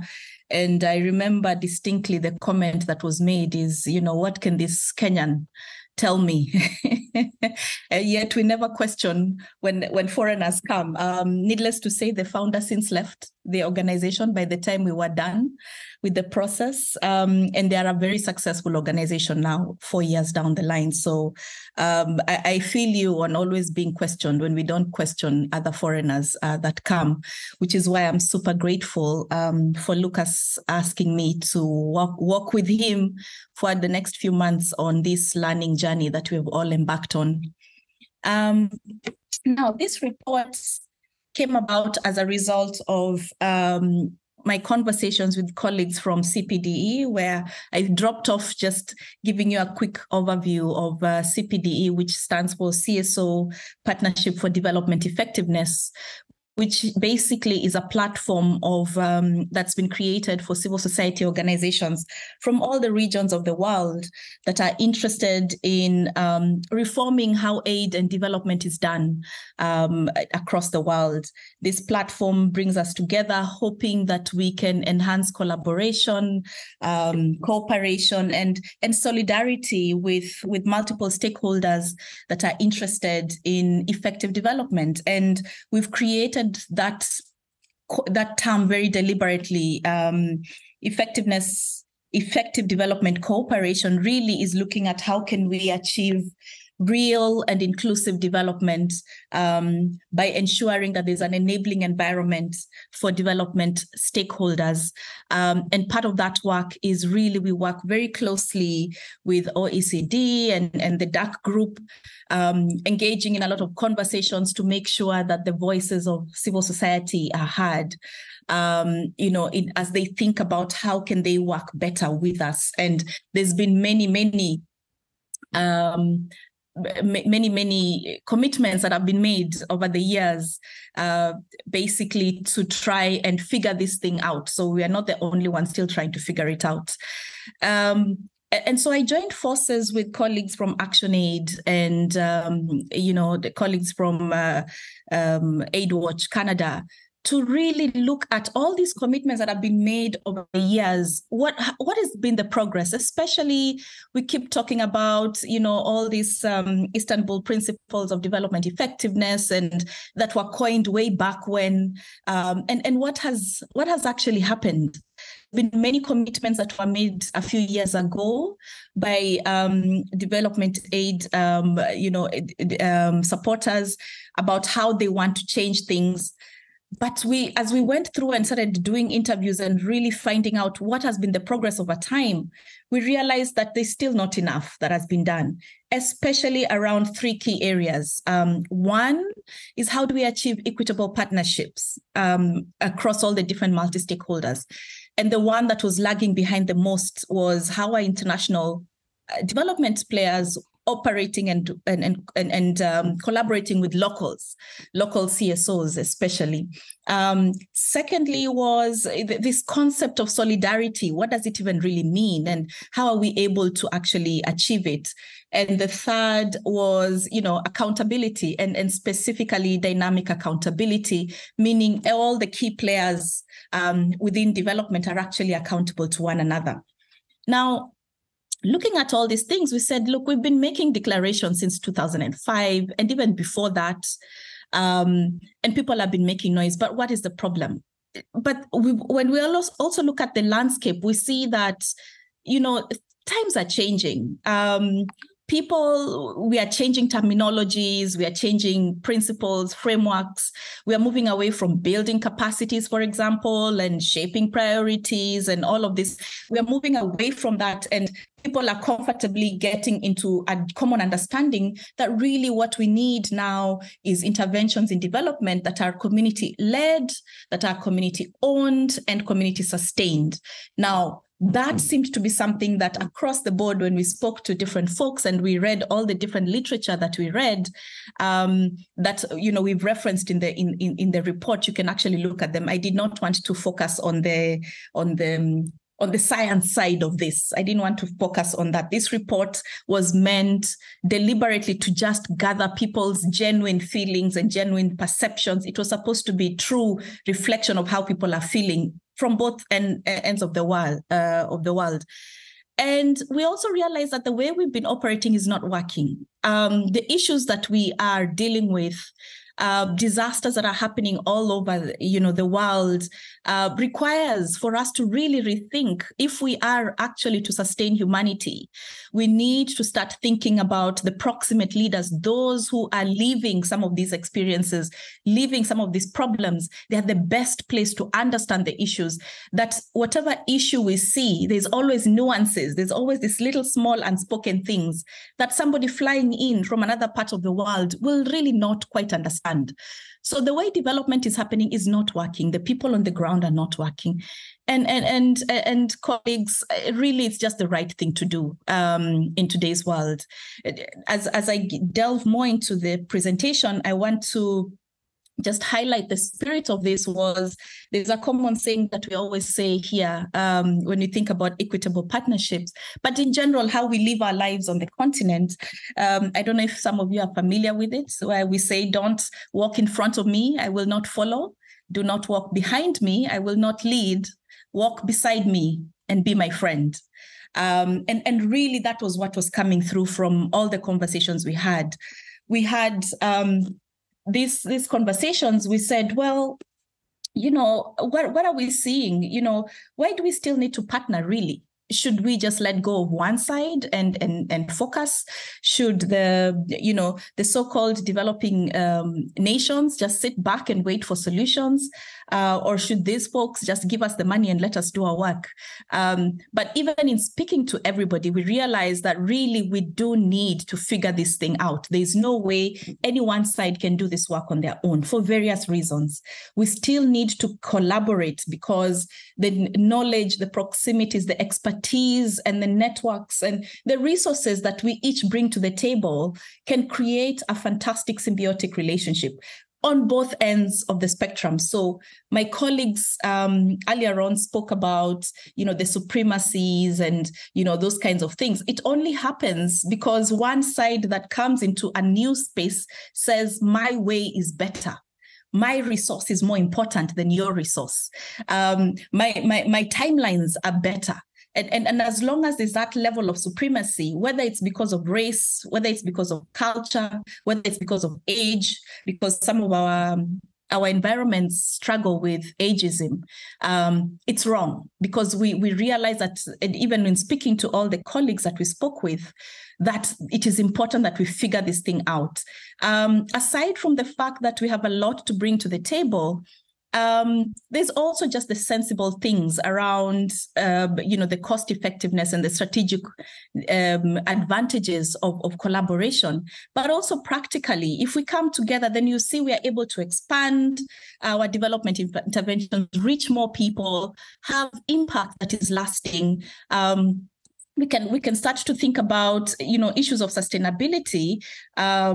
And generally avoid people doing the same thing over and over and over, or others repeating. Somebody earlier on said there's no need to replicate.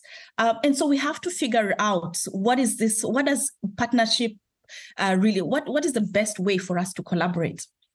And so when we spoke to about 30 more than 30 colleagues who either run networks or initiatives within the localization space. We read extensively. Brian Tomlinson from AidWatch, I'm telling you, at some point, I think he had a whole database of about 600 documents, blogs and papers and things that have been put out there. We saw what we were trying to do is identify what are the similarities, what are the threads that we are seeing that we can take home with us and maybe build upon. And we saw that, honestly, on both sides of the equation, there's been a lot of effort to try and figure out this relationship. The earlier conversations already, the earlier reports that have been put out there is already a classic example. People delving straight into the untidy conversations around decolonization, because, a colleague said people don't come to the table. It's uncomfortable. 3 years ago, we spoke to colleagues at, I think now I can say because they have since reformed, colleagues at Swedish CEDA. And she said, Chilande, when you tell me to shift power, essentially you're telling me to let go of my power in order for you to be powerful. I'm not ready. We are not ready. Livelihoods are around this, have been set around this system. So to unpack this is difficult. But I'm glad to say several years down the line, they are now one of the leading people that are actually trying to reform some of their systems. We are also seeing that changing this relationship depends on the context. It depends on the relationships that we have with some of these organizations. For example, we always tease one another when we are working here with colleagues, with local CSOs, that Kenya being a former British colony, we relate differently to British NGOs as we do to Americans or to the Germans. There's just something different, just something little. And one day when you talk to me nicely and we meet in less formal circumstances, we can break that down on what that looks like. But those contexts matter, how you are colonized, who colonized you, and everything that the footprints that they left behind impact their relationship and how long it can take to unpack some of these issues. And everybody that we spoke with, actually, we got to a point where they actually acknowledged this. However, everybody then agrees that even though we are developing toolkits and putting out papers and all of that, it's all important, but really we must address the mindset issues. I loved the report around decolonization because a lot of it, honestly, is not something you can tick off the box. A lot of it is in the mind. And how do you unpack, mindset issues, things that have been passed down over generations, attitudes that people grow up knowing we are superior, we are better than, right? The minute you walk into a room, I tell people I didn't know I was Black until I left my continent and went overseas. And then suddenly I was Black. I just was a Kenyan. I was just me. Suddenly I'm Black and there's everything around Blackness, when I went to some of these foreign countries. Putting to mind some of the things that need to be unpacked in order for these true relationships to happen. We are seeking mutual understanding. Healing from the past has to happen. We all need to acknowledge that things happened that were not good and that trust building is important. However, as I will demonstrate shortly, I think the key theme that I kept hearing, especially from colleagues from this other side of the world, was that it's great to be trusted, but we value respect and we want our dignity. Can we have a relationship that upholds my dignity as a human being? If you guys just reflect, I don't know when was the last time you went looking for money or borrowing money from somebody. We get really, our dignity is really tested when we have to do some of these fundraising things that we do, when we put together our concept notes and have to sit there and justify that we know who we need to serve and how we should serve them and who should serve them. It's it's not a space of dignity. And most people said, really, it starts right from there. How I engage in my conversation with you, it just makes it very difficult even to move forward. It takes time. So what they're advocating for is what we're hearing is that we must be mindful in how we participate the kind of actions that we jointly get into, and the kinds of decisions that we make. And this was an interesting thing that you can read some more details. I won't go into too much of this unless somebody wants me to do a deeper dive on any, is that we just looked at the two concepts of how do you guys conceptualize the ideas around localization and local-led development, and what is your preference? And this is the general description. With localization, colleagues said localization is a step in the right direction, but really it seems to be something whose agenda is set mostly by the international community, who have realized that they need to actually go local, and they have different iterations of what localization looks like, right? Of how they want to localize, depending on their comfort levels. There are some that are localizing indeed, setting up local boards and setting up, registering locally, setting up local, senior managers and everything to run everything. However, the agenda, the relationship parameters, how they interact is usually set by the international community. So the local actors that I spoke with said, well, localization, I think, is their effort. It came from some realize the need to decolonize, and one of the ways to do so is to figure out how they can localize their systems, and I think it is a welcome initiative. Now, with local-led development, however, this is where it gets tricky, because here the local CSOs set the agenda. They initiate things, they initiate who they want to relate with, they want to do things in their own way, and then they want to seek support they need that support for now from external forces. However, the agenda is set by local actors. And this is where it becomes critical to have that equitable partnership. But, a colleague asked, and rightfully so, is it possible whenever you're using somebody else's money to truly be independent? And somebody actually made a comment when we were having this conversation, and they said, he who has the money, calls the shots.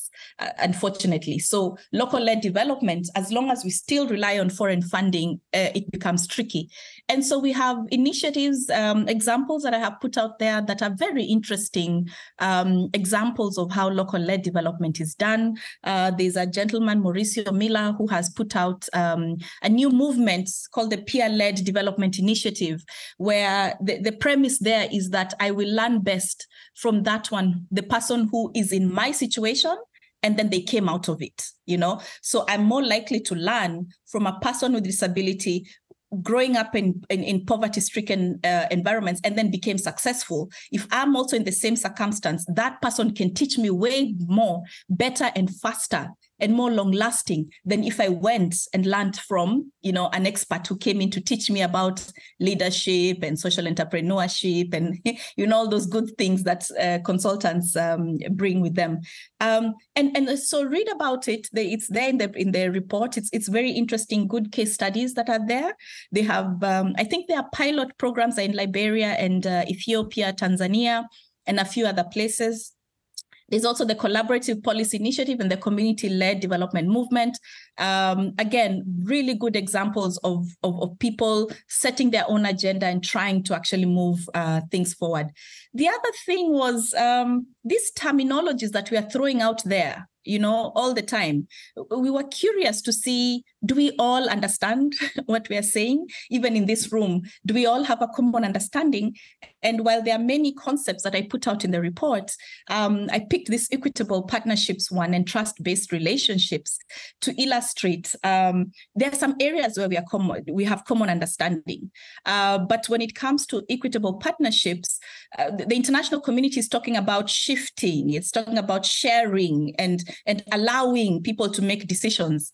And the locals are saying, well, as long as we rely on this foreign funding, even though they are trying to shift whatever they deem to be power, it's not going to work. So equitable partnerships for local organizations means that we have sovereignty, we have true independence of thought, of our vision, of our funding decisions, and everything across the board. So it's not 100% aligned, but they're all aligned in saying power is key and we must unpack what that is, and that this is something that we're going to work on for time. There's no start and stop end date for now. But it's interesting that this concept is not always very well understood. So my suggestion is, as we get into this diverse environments, is we need to sit down and unpack this. We've had conversations in certain spaces where we actually sit down and say, okay, what does equity mean? What do you want to have equal say in? We use tools like the ones that were developed to analyze where are decisions made and who should make that decision, who is making the decision today and who should, and what do we need to do to shift in order for those decisions to be made. Also, this was a controversial one when we talked about trust-based relationships, because it's also a terminology that has come up a lot in the funding space, where people are saying, we'll trust them, when they fail, we'll understand, we'll allow them to grow and, come out of it. And we also need to rethink what we deem to be risky, because that is a problem. Local CSOs say trust is fine, but trust within reason, because we also know ourselves, we're not 100% saints, right? That's just the reality. What we need is respect, and not just trust. What we need is for you to recognize and honor our inherent capacities and abilities, that we have something to bring to the table. Don't just wake up and say, you trust me. Demonstrate it with your actions. And there's a lot of condescending attitudes and postures of supremacy in how you relate. Now, what was interesting is, while there's a lot of organizations have policies and all of that written out, it comes down to the people that you send on the ground. So if you don't put in the work to make sure that the individuals within your organizations understand what needs to change, then the policies are just great. They're not going to make the lasting impact that you want. And so these are some of the comments that we collected along the way. But it was interesting, some of these have been mentioned. In our context, we can be more competent than you, to the earlier comment that was made about how do you talk about us and our issues without us at the table. It blows my mind. Why don't you bring the people you're trying to support into the room when you're making some of these decisions? Do not lord. They kept saying people come here and they believe. It's another take on the white savior mentality. The local actors say you come here feeling like lords, right? And so you already have created, I told it's a very authentic report. Please know that it comes from a place of love. It's just we chose to report it as it is so that we don't sugarcoat it and we can address the real issues. And so really these were the key principles that were being put out there, and I think I have mentioned them. Mutuality, across trust. Mutual trust means you're authentic. We need to know you as well, that we need to know that you're reliable. Don't wake up today and tell us it's a 3-year thing, a 3-year contract. And then 1 year down the line, we hear that something has changed, your priorities have changed, or money has changed. And so we are given 3 months to wrap up.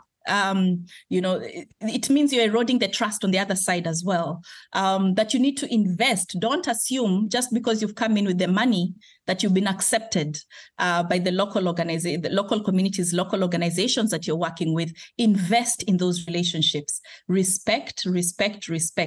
Show that you care about people's feelings, wishes, their opinions, their rights. Let's really think about how we communicate. I always laugh with my colleagues that I work with in the US. I keep telling them, I don't know why you keep telling me we'll do this in the summer, we'll do this in winter. And, it's always summer in Kenya. Or is it spring? Because we do rain sometimes. So I don't understand, don't assume, use some of these terminologies out there because they are in your context, they're okay, but make an effort. Just let me know you'll be around in June or July. We all know the calendar, except of course, colleagues in certain parts, Ethiopia and certain places that have a different calendar, but you know what I mean.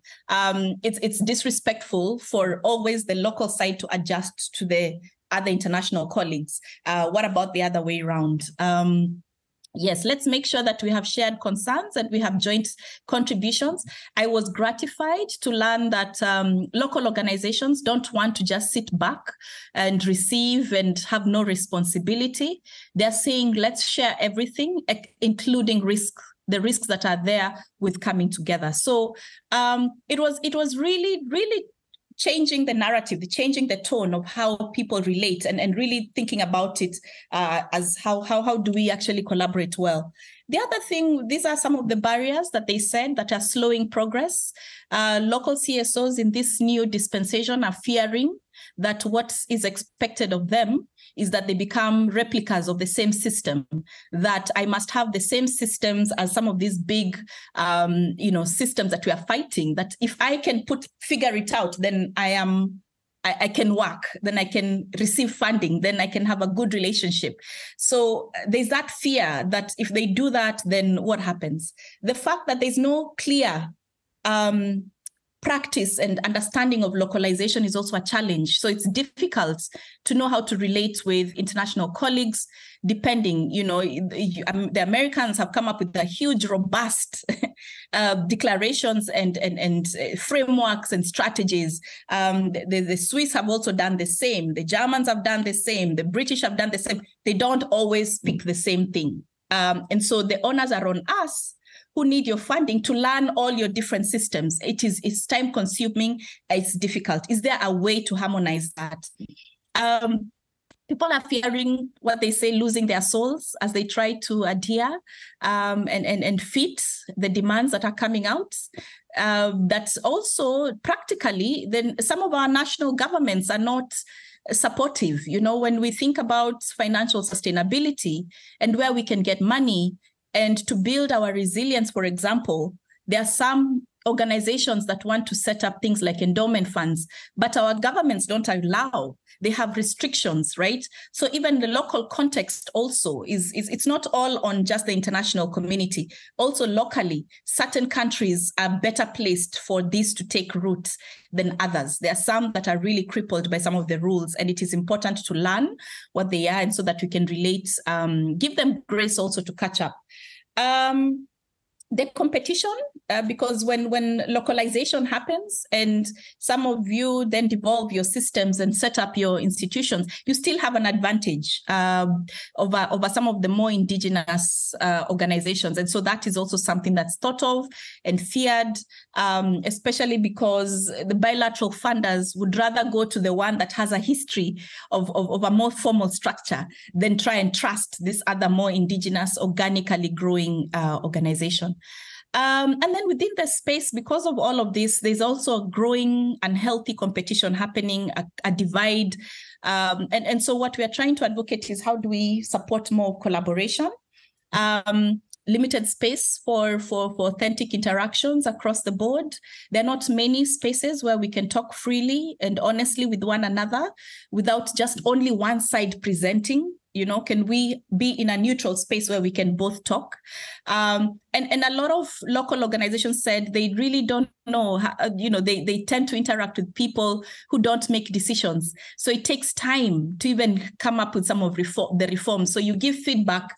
It goes to your more your younger staff members. Then they have to go and wait and talk to somebody, talk to their superior. The superior talks to the board then so it takes time to unpack some of these systems. So this is just from their perspective, a lot of things that are still uncertain. When it comes to the international community, the international CSOs, there's a lot of uncertainty. People are trying to figure things out. What does the future mean? What does it mean for me to localize? It means, like I said, there's livelihoods around this, and they're human beings as well. There's a fear of what the future for international CSOs would look like. What does that cooperation with therefore your governments, your bilateral funders look like? What therefore then is your added value if the local CSOs' capacities are strengthened to that point? What is your added value? What's that new way in which you can interact? How do will the global South, as they're called, understand the new ways in which this international community can support and collaborate with them. So there's still a lot of questions that the international community has, international CSOs, even they are still trying to figure it out. And I think the question is, how do we help? How do we give information? How do we engage? How do we figure out to make sure that no one side ends up being marginalized again in this whole equation? So there are things, and these ones I won't spend too much time on, because especially the first, the structural systems that my first two colleagues have really spent a lot of time on. Some of the challenges that we are seeing there are structural or rooted in those colonial systems that need to be unpacked. There's some that are institutional. The fact that, especially for international communities, while you want to truly support local-led development, you also have to figure out how are you still relevant and compliant to your own governments as well, their systems, their priorities. And some of them is just behavioral, the mindsets that need to be challenged, the behaviors that come out of that. So in just trying to close is that we need to educate, and there are many toolkits that are out there. But from what we had from the ground, the recommendation is that how do we educate yourselves? I heard about courses being put out there, but there's also that there's a little things that you'll not get in a formal training. Those aha moments when you sit down and realize, oh my God, this is a bias I had. This is a prejudice I had. This is a stereotype that I've been having. Have those real authentic conversations. I liked this comment down there that was said, this is how I'm being perceived when I show up with my money, good intentions, and participatory approaches. And this was something that was interesting, following a series of conversations, authentic conversations with the local actors that led them to this realization. Let's be intentional with our mindset shifts. And there are many ways in which we can address that. Let's ensure that that the local communities can increasingly shape their own narratives. This has been talked about. We want to be able to tell our own stories. We want to have a say in the kinds of words and images, how you describe some of these people, moving away from terminologies like beneficiaries into something more, describe, the people that you're dealing with. They're not always benefiting from something, create that culture so that some of these things that we are suggesting should be embedded in policies, but also the leadership styles within some of the organizations. Those that we've seen are progressive usually starts from the leaders, right? You find that the senior managers already believe in it and they push, and it really flows really well to change some of these systems. So even in terms of who we bring on board, make sure that they have the right posture and attitude to this idea that I remember in one space I used to work, somebody used to always remind me that the funds that we were deploying, I was a grant maker those days, and I kept on being reminded, this is my mother's money, this is my tax money, my father's money, my this. So I must be, I feel responsible because it's my mother's money. And I said, oh my, I appreciate your people, but I don't know if that's the right way for us to interact. Change the relational culture. Let's stop being transactional. On the other hand, if it's a transaction, I think what local actors are saying, it's also okay. Sometimes if it's a contract, let's say it's a contract, don't say it's a partnership, don't say it's trust-based. We are relating based on a contract that you said you're going to implement, and then let's work accordingly. But don't give us contracts which are transactional and then claim that we are working together as partners. So those were some of the feedback that we were getting from there. And these ones are things I think you've spoken about. You can look at it, but there are suggestions on how you can relate and how you can change some of the changing roles that international communities can have. Critical there is that what local actors are looking for is allies, number 5. They want allies. And number 4, they want advocates. You are in positions where you can access key decision makers, true decision makers. And what local actors are saying, can we have a way of leveraging on those proximities you have to people that have power, or doors that have powerful people, rooms that have powerful people, and then become our ally and make sure that we are always together in advocating for common agendas. So some of these were what came through partnerships and really thinking about, let those that are actually at the front lines do most of the implementation. There's a different role in which international players can have. So these are just questions that I leave behind for you to think about, for you to have conversations with your teams around, because there's no right answer at the moment. How can you focus on making the existing international cooperations ecosystem a bit more relevant, more responsive and accessible to local actors, if that's what you want to do. So some of the things that were suggested here is the idea of co-creation of solutions and approaches. Instead of you developing models on your own, try and involve others also who might have some perspective. Avoid always working with the same people that you're comfortable with, that have proven that you can work with. So extend yourselves. How can you do that? How can you extend yourselves to identify new people that you can collaborate with? How can you be more accountable and transparent in this partnership? This is a question when we asked across the board, especially when we asked to the international CSOs. They said, to be honest, I don't think we are there yet. We are not accountable. We don't feel accountable to local organizations, and we really don't have the systems as yet. I didn't find many examples of this. True accountability, true transparency. It was difficult to get good examples of what that is. How can you support how this, CSOs are evolving, some of the movements, campaigns around locally led development?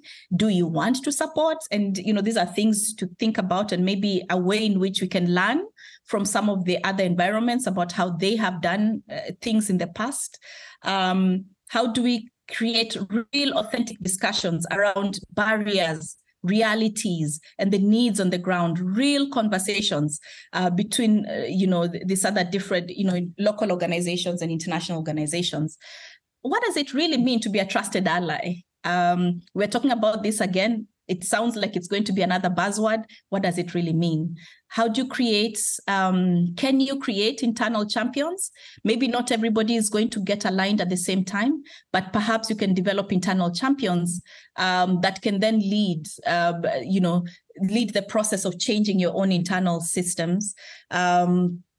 And then, again, how, what does it look like to really invest in long-term organizational strengthening for some of these organizations to get them to where they need to get to for them to actually do their job well? And more importantly, it's last, but it's really not the least. This was not done in any order. How do we help international civil society organizations to detangle themselves from their national donor interests? Because as much as you're willing, you also have challenges with some of your governments. So how can folks help? And they genuinely want to help with stories, with data, with any of that. It was a very interesting research to do. It was very interesting conversations that we had, very authentic ones. Great. Thank you, Chilande. Thank you very much. I'm very grateful that you did all this research and put it together and presented it to us today.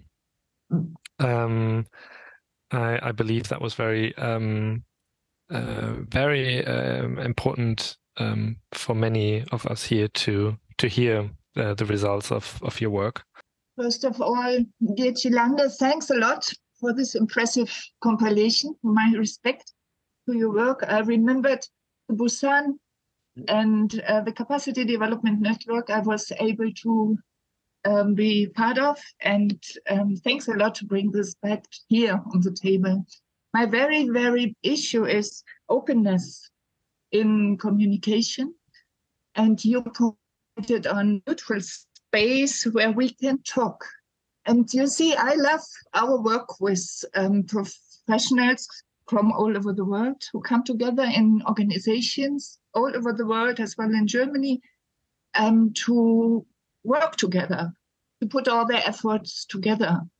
But I see a very issue that they can be bridges to having a problem with civil society financing all over the world. It's not only in your country, Kenya, but also in our countries. And when we don't bridge the issues from the local-led development to our governments, as we try now in Germany with the feministic foreign policy, I find it very interesting really to put it in such a prominent place in our politics.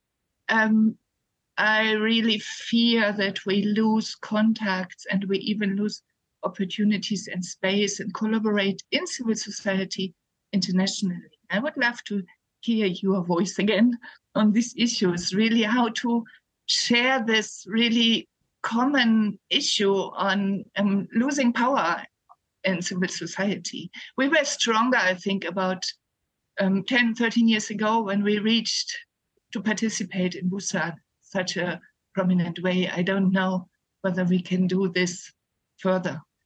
When I look at the world and our fears on wars all over. Thank you very much, Tilan. Thank you, Kerstin. And that's exactly what it is, right? We need to figure out how we work together. I think everything is changing, to be honest. The one thing I always tell, both sides of the conversation is we have to be gentle and kind to each other. If we stay in a space of anger and, that they did us wrong and we want them out, we're going nowhere, which is why I started off by saying we all have something fantastic to share. And the mindset shifts that we need to start making is that conversation. Where am I most useful? What can I realistically contribute that actually makes sense? Examples like what we did with all these different declarations is of that unity. At CPDE, we have all sorts of people from all the continents. It's always so interesting to have authentic conversations. And so I'll speak a little bit on, I'm seeing a comment on this we and I. I've used that terminology a few times in my conversation very deliberately, because I honestly think for us to be authentic with one another right now, today, on 22nd of August, 2023, there is a we and an I. That's just the truth. That's like, let's not whitewash things also in trying to do some of this work. It's the same thing of people saying, I don't see color. It's not true, right? But that does not have to be a bad thing, right? It becomes bad because of then everything else that comes with it. At the moment, there is very distinct differences in the key players, right? And if we point them out, we are able then to unpack that and say, okay, let's talk about it, right? What can we do to become us? There are coalitions that I build where we have a deliberate program of moving from the I to the we. And we have a very deliberate process of doing that. Right now, we are still in the I, but we need to get to we. What does that take? We don't wake up one day and say there's no divide. I think that's whitewashing things. But when we come up with common agendas like climate action, it should be a common agenda, both ways, for example, right? That was the same spirit when we came up with the Busan principles. We were all fed up. Both sides of the divide were fed up. And we need to identify more and more of those common agendas and then collaborate. And then learn how do we collaborate authentically as part of the process. Yeah. Thank you very much, Shilandi. I just wanted to share one experience we had where I think we kind of had a suddenly another view to how the cooperation functions. That was when a partner organization of ours got a big call, and then they subcontracted us to deliver some services for them. And that was like kind of, I think, we should do more of that to really learn how it felt like they defined the terms, exactly what we did have to deliver. We were at the beginning not getting parts of the admin costs, all this kind of looking at it from the other way around, but I think that's what it is. And should be in the future as well, that also money goes directly to the global south, and then we really are only contracted for some of the services we really are needed for, or they would like us to deliver. And that was a quite inspiring, though also challenging experience for us that I wanted to share. And thanks, Chilande. Thank you, Lukas.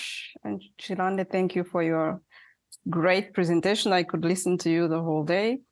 For me, one thing I still find difficult to deal with is it remains the principle of there's a master and there's a slave. And this one still remains if we go in the slave history. And it remains the colonized or the colonizer and the colonized.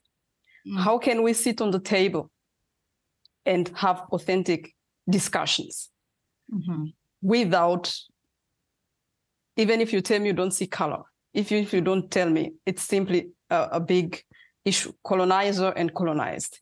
And let's now sit on the table. So I find it really as a hard thing simply to deal with. Yeah. So if you work with communities in local, I work with communities in Uganda as well. Yeah. And I find that it's simply a thing which is not one thing. If I came with friends from Europe, they you know, it's this unseen power which still works so hard. So it's always like it eats the space of discussion. So how can I try to dismantle this and sit and eco powers? Yeah.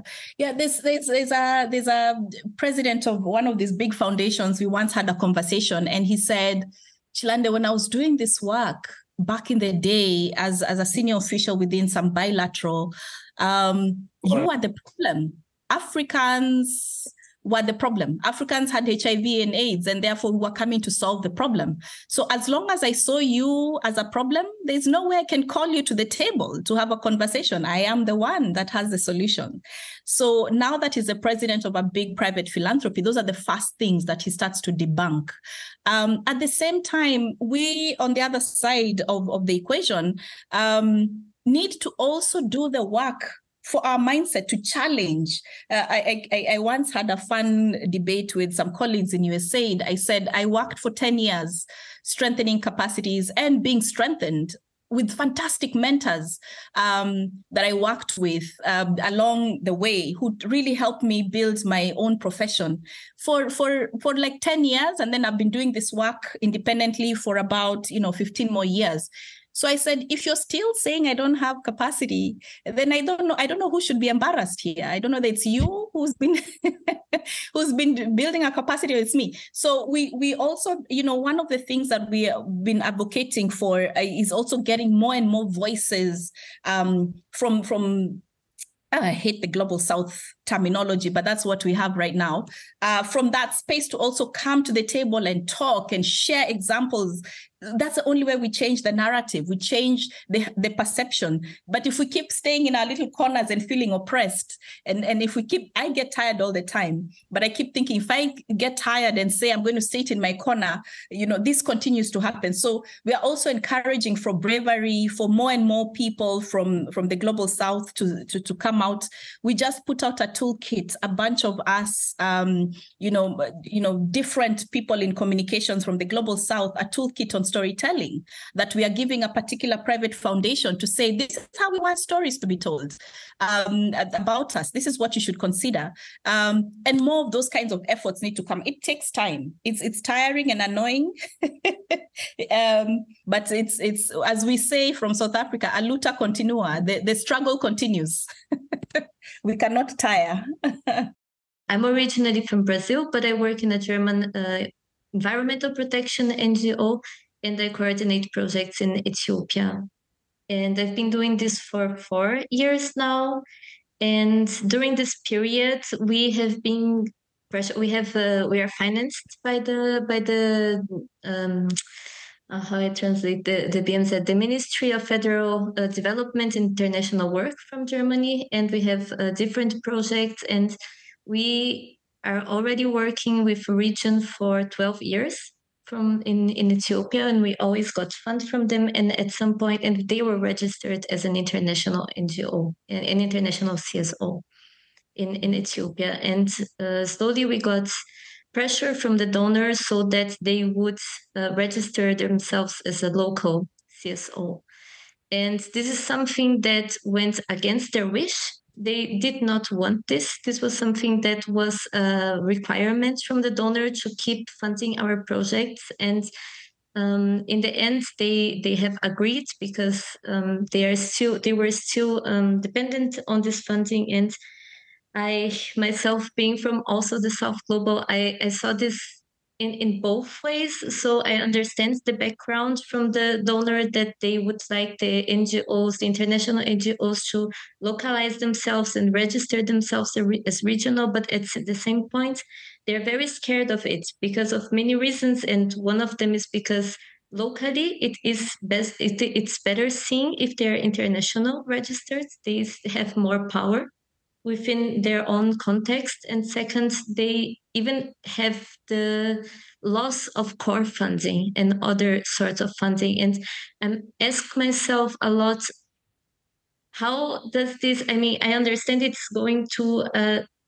direction of independency from the NGOs, but it's also a little bit what Jocelyn was saying. I still see also this up and down, and if you want to put it, it's a slave and master, or up and down. There is always a power struggle, and even if they apply for other fundings, they're still very dependent on those donors' guidelines. And we see it over and over that a project comes from the communities, it comes with the ideas of the regional, and everything has to be changed to fit the donors' guidelines. And I wanted to have your opinion of how can this move forward, respecting everybody's wishes, but also understanding that there is the need for this independency, and that it is very relevant right now that they get their own power to make this change.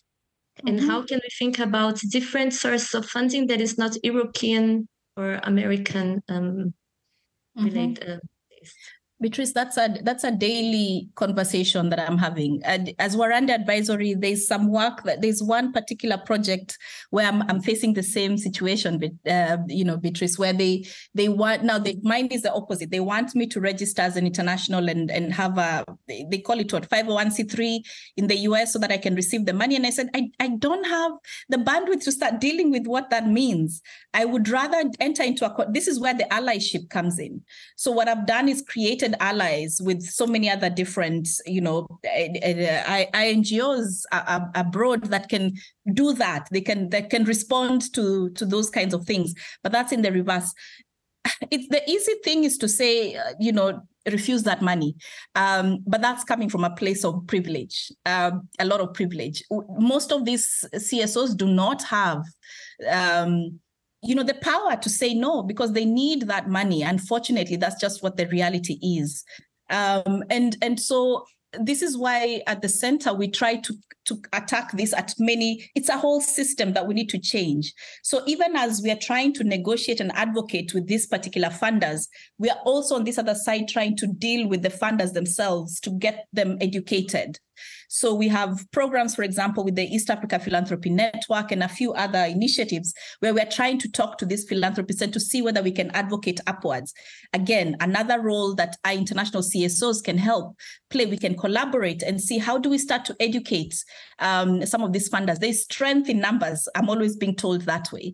So if we show up from all the different regions and actually start talking to these funders in a strong way with one collective voice, let people grow at their own pace, right? In their own time. If they want to be international, let them be. If they don't want to, let them be. So we have to figure out how to allow the diversity of civil society to continue to thrive. And we have to have a deliberate movement that targets, funders, unfortunately. And then it takes time. It's the time that you're saying we don't have.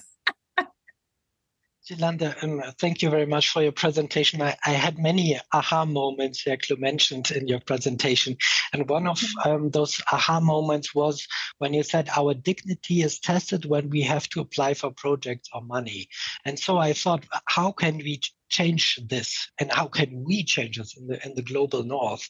And I think that's what I'm thinking about since 2 years now, if we don't have to change the narrative in the global north, that we are not giving money because of solidarity, but we are giving money to compensate the wrongdoing of the past and also of the present. Because when we are talking about development cooperation, we are not the role model for a good development, because all our wealth is based on using climate damaging technologies, plundering raw materials, exploiting people, restricting access to our societies, and so on. And so I'm always wondering if trainings on a more local level are enough, or if we don't need a more bigger narrative, another mindset. Because if you see on the BMZ webpage, for example, it says from wealth there comes responsibility as a title. And I think we have to think about where does our wealth come from. And if I come to somebody and say, I recognize my wrongdoing, it's a different thing when you say, okay, if you recognize it and if you give me as a compensation money for it, I can decide what I do with it. So you have no saying in what I do with the money, for example. But it's just an idea. I just wanted to hear what you think about that. Oh, the repatriation debate, I feel like I want to leave it to Sina because I am of just do the right thing, right? Just do the right thing, honestly, regardless of your motives of where it's coming from. You said something about the dignity. One of the powerful conversations I've ever had is where we brought together Global South actors and some of the funders. And we sat down and said, you know what? The first step is to begin to demystify each other, right? I want to understand, why do you do things the way you do? Why do you think the way you do? Let's talk about this one particular system. Why do you want, for example, now that I'm with you guys here from Germany largely, what is it with the log frame, right? And why the log frame? Why is the log frame more superior to what are the other ones that are there? Results frameworks or any of the other mappings that are there, for example, right? I think when we talk about co-creation is to begin to create spaces where you have authentic conversations with those that you partner with on a consistent basis. There's one organization that did a series. Every 2 months, they had 1 hour virtual conversations with these funders of theirs to talk about that. Let's talk about the biases. Let's talk about stereotypes. So they broke it down that way over a period of 1 year. Every 2 months, they had like 6 powerful conversations. And based on that conversation, they were able to have enough information to help them change the systems that they needed to change. Now, sometimes we feel we lose our dignity when we don't understand some of the things you're asking. As I work more and more closely with funders, there are things they tell me and I'm like, that's why you want that form filled. That's why you want a timesheet, for example, which is another thing we don't understand, right? And I'm not so sure whether it gives you what you need to hear.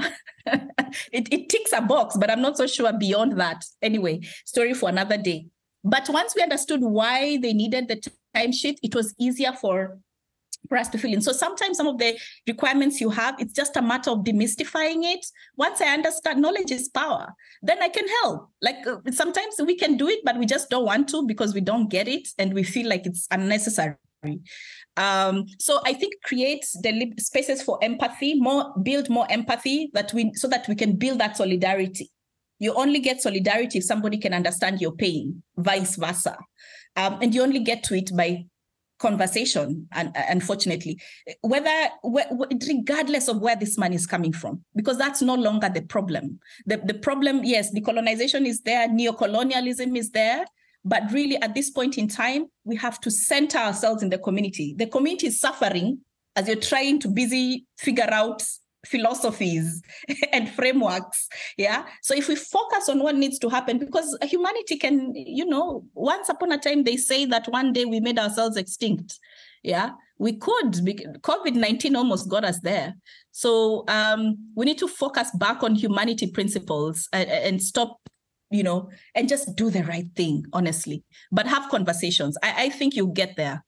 Because you might be surprised, Dak, that your different partners will require different things or have different understanding of things. And you get more empathy for sure by talking to them authentically. Yeah. And somebody once said recently, they said, we went for a big conference and this group of local organizations staged a silent protest. They refused to go for a session called Ask the Funders. Ask the funder anything, or ask funder.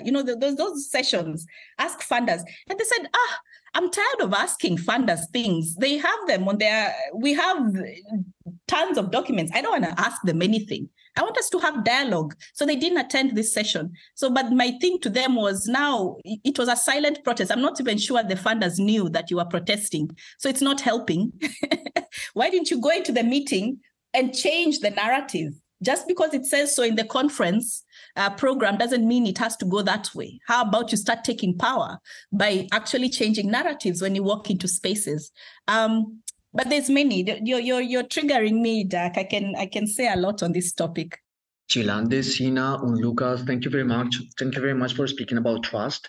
Actually, transparency is one of the biggest topics, especially I speak in Latin America and Colombia, because in the history, some of the governments or the mechanism has been used of international cooperation has been used either for political issues or for economic issues, for religious issues, to convert communities, or even for security issues. I don't want to name countries, but some of the communities in Latin America are skeptical regarding certain mechanisms of international cooperation, because with the mask of international corporations has been filtered organizations in order to threaten activists and social activists and environmental activists.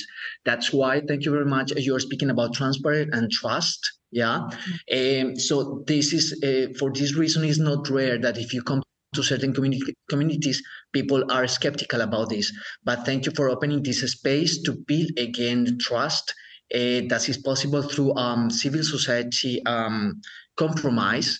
And the second point is that we have spoken a lot about global north and global south, that colonialism has come from global north. Yeah, that's a reality.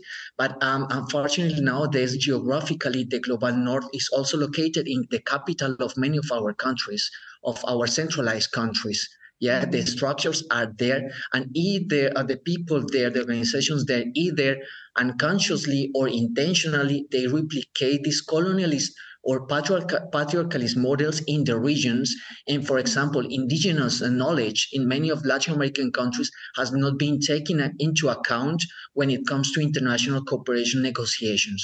Yeah. So when you come to some of the regions, so make sure you're not only speaking with one person or taking one version and you think that like this is the whole country or the whole region, but also it's a kind of invitation to get to know the different corners. Yeah, because there are different nations in our countries. Yeah, and go and listen, interact to the people. Yeah, go to the Afro communities from, for example, in Latin America, to the indigenous communities, to the fields. Yeah, because many times the centralized structures are widerspiegelt. Yeah, this colonialism from global north. I'm not saying that everyone in the capitals are like this. Yeah, but it's important to take that into account and include the voices of everyone.